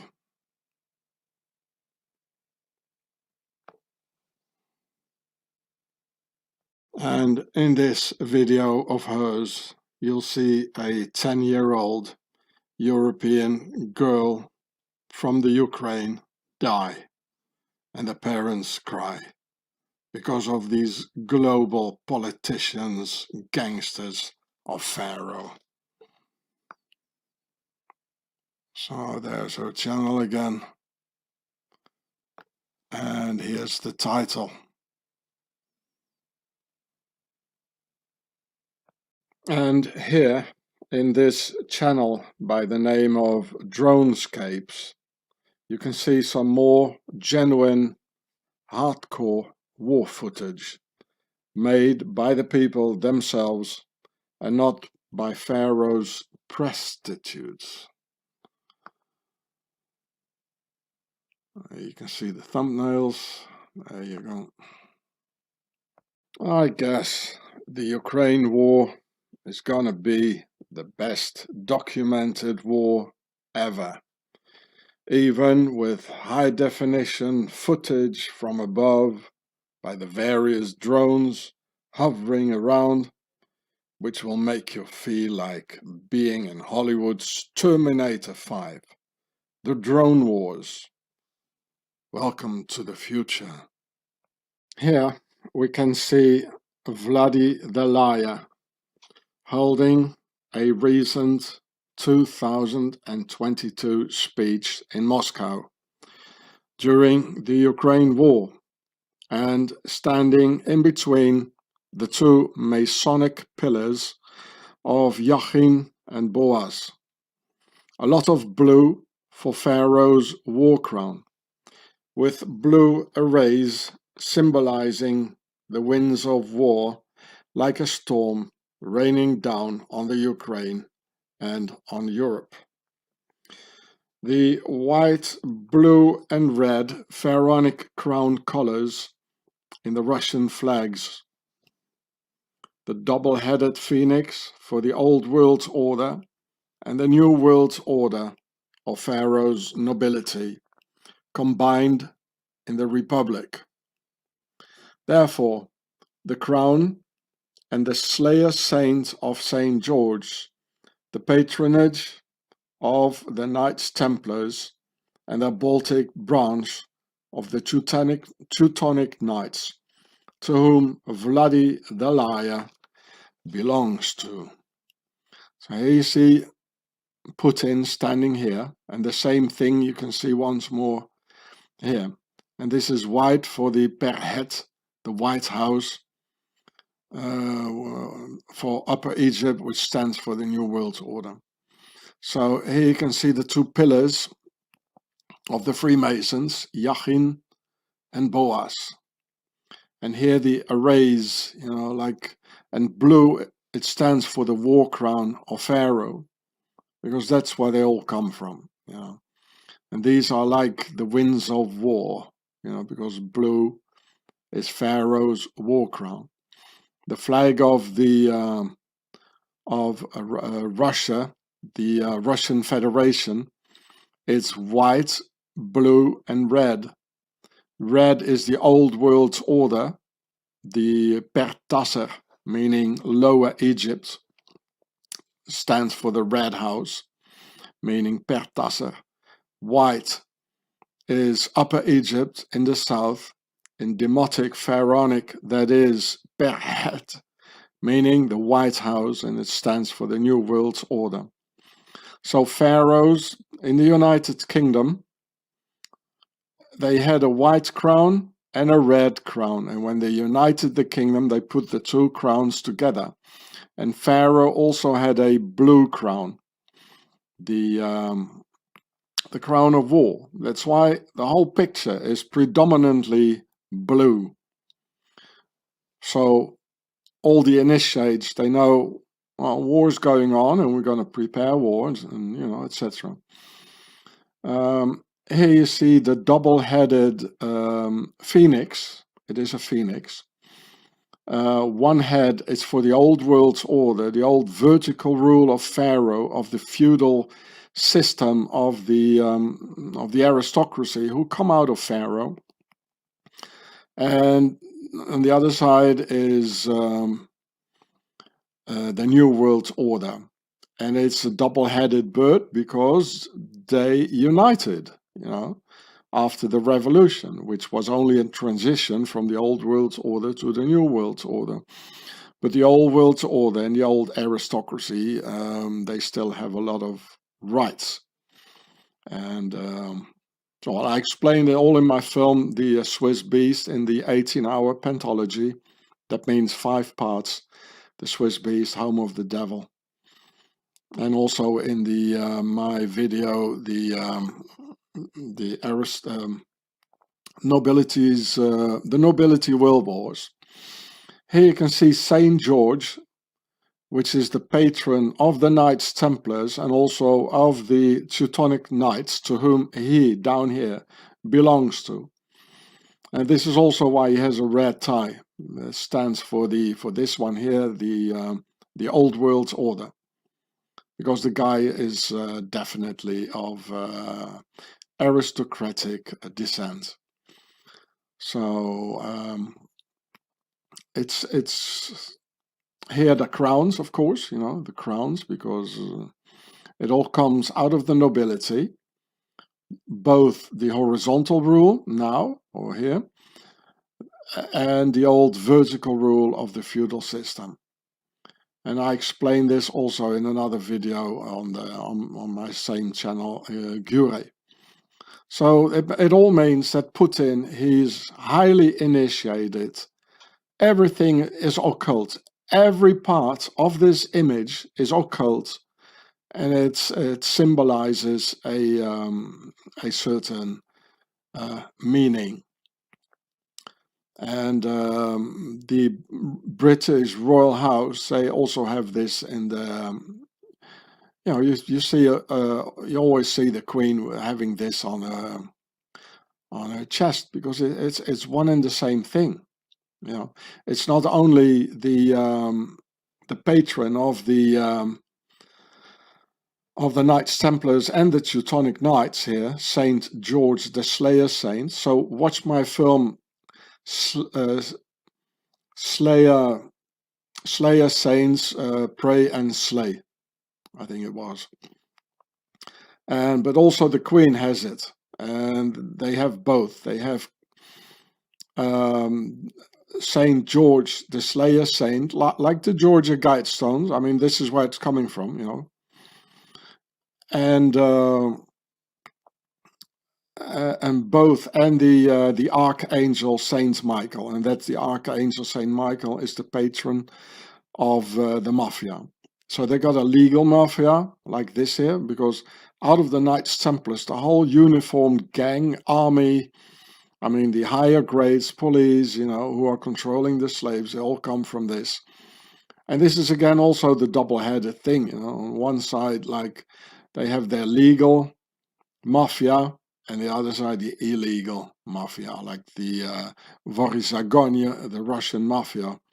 And on the other side you got the Komitet Gosudastvenoj Bezopasnosti, the sort of a legal mafia, the KGB, now called FSB, of whom this guy, he was a colonel or lieutenant colonel in it. So Yachin and Boaz, it's completely occult. And I mean, this guy is not Russia, he's not even European, it's all from Pharaoh, right? And here, 8 times the horizontal rule of the octagon of the Knights Templars. Here they are, 8 times the horizontal rule, standing for octagon. Here there are 4 flags for the concept of 4, and it's all occult. You know, these people, you know, they're not from Europe, they're not Europeans, they are foreign power. They originally come from Egypt, and they want to destroy the Europeans. They want to destroy the white race. And here, once more, the top part of that picture you just saw before, with the 8 horizontal lines, and here with St. George in the middle. And here, down here, you see Putin, but it didn't fit in the picture. Yeah, in the frame, I mean. So this is the dragon. St. George is killing the dragon. And the dragon is us, the Europeans. We are the dragon. And the whole of mankind actually are. You know. On top of the image, you see 3 Templar crosses standing for the 3 orders, emerging into one, called the Third Order. The 3 orders are the Hospitallers, the Knights Templars, and the Teutonic Knights. And as in Russia, the Teutonic Knights and their Mr. Putin rule over the Russian Federation. Therefore, the big crown in the middle at the top, standing for the Teutonic Knights, who derive out of the Knights Templars and the Hospitallers, who are all three symbolized by crowns, because the three orders derive out of the nobility. The wings of the birdie are spread the same way as on a Teutonic Knight outfit and helmet, and the same way as their goddess Isis of this enemy of mankind. I reveal to you now and here why I always say birdie 2 times. Well, it's because this pharaonic bird of prey has 2 heads. Birdie. In the left claw, birdie holds the earth with a Templars cross in it, because the Templars rule over the entire earth with their new republican horizontal rule of the octagon Nazi Templars. When I infiltrated the Swiss octagon of the Nazi Templars in the Alps, Swissy usually referred to their man Putin as the Black Prince. Their Teutonic Knights dressed in the traditional Teutonic black, the Black Prince. The earth here, next to the Black Prince and the Templars cross ruling over the earth, is showing 2 squares, and the whole thing is in a circle, symbolizing the compass, because with a compass you can make a circle. Thus, the whole item saying square and compass of the Freemasons, with 13 circles covering the relatively short vertical rule of the feudal Old World order and the larger horizontal rule of the republican New World Order. 13 circles because of Friday the 13th, 1307, when the Knights Templars got arrested in France, and 9 circles on the horizontal line because the horizontal rule got initiated by the 9 original Knights Templars like Hugues de Payens, Godefroy de Saint-Omer, and the rest. Pharaoh's magic wand in birdie's right claw I might explain you some other time, because it will take a lot of time and this video is already getting far too long stretched. Watch my video on Saint George entitled Slayer Saints Pray and Slay here on the same channel, in order to understand more about why the Black Prince is showing Saint George the Slayer Saint everywhere in each photo taken in Moscow. So here's Slayer Saints Pray and Slay, and also watch this one. Here's the title on the same channel. And then I have another video about the Saint George as well on the same channel. Here it is about Saint George Guidestones here on the same channel. Here's the title.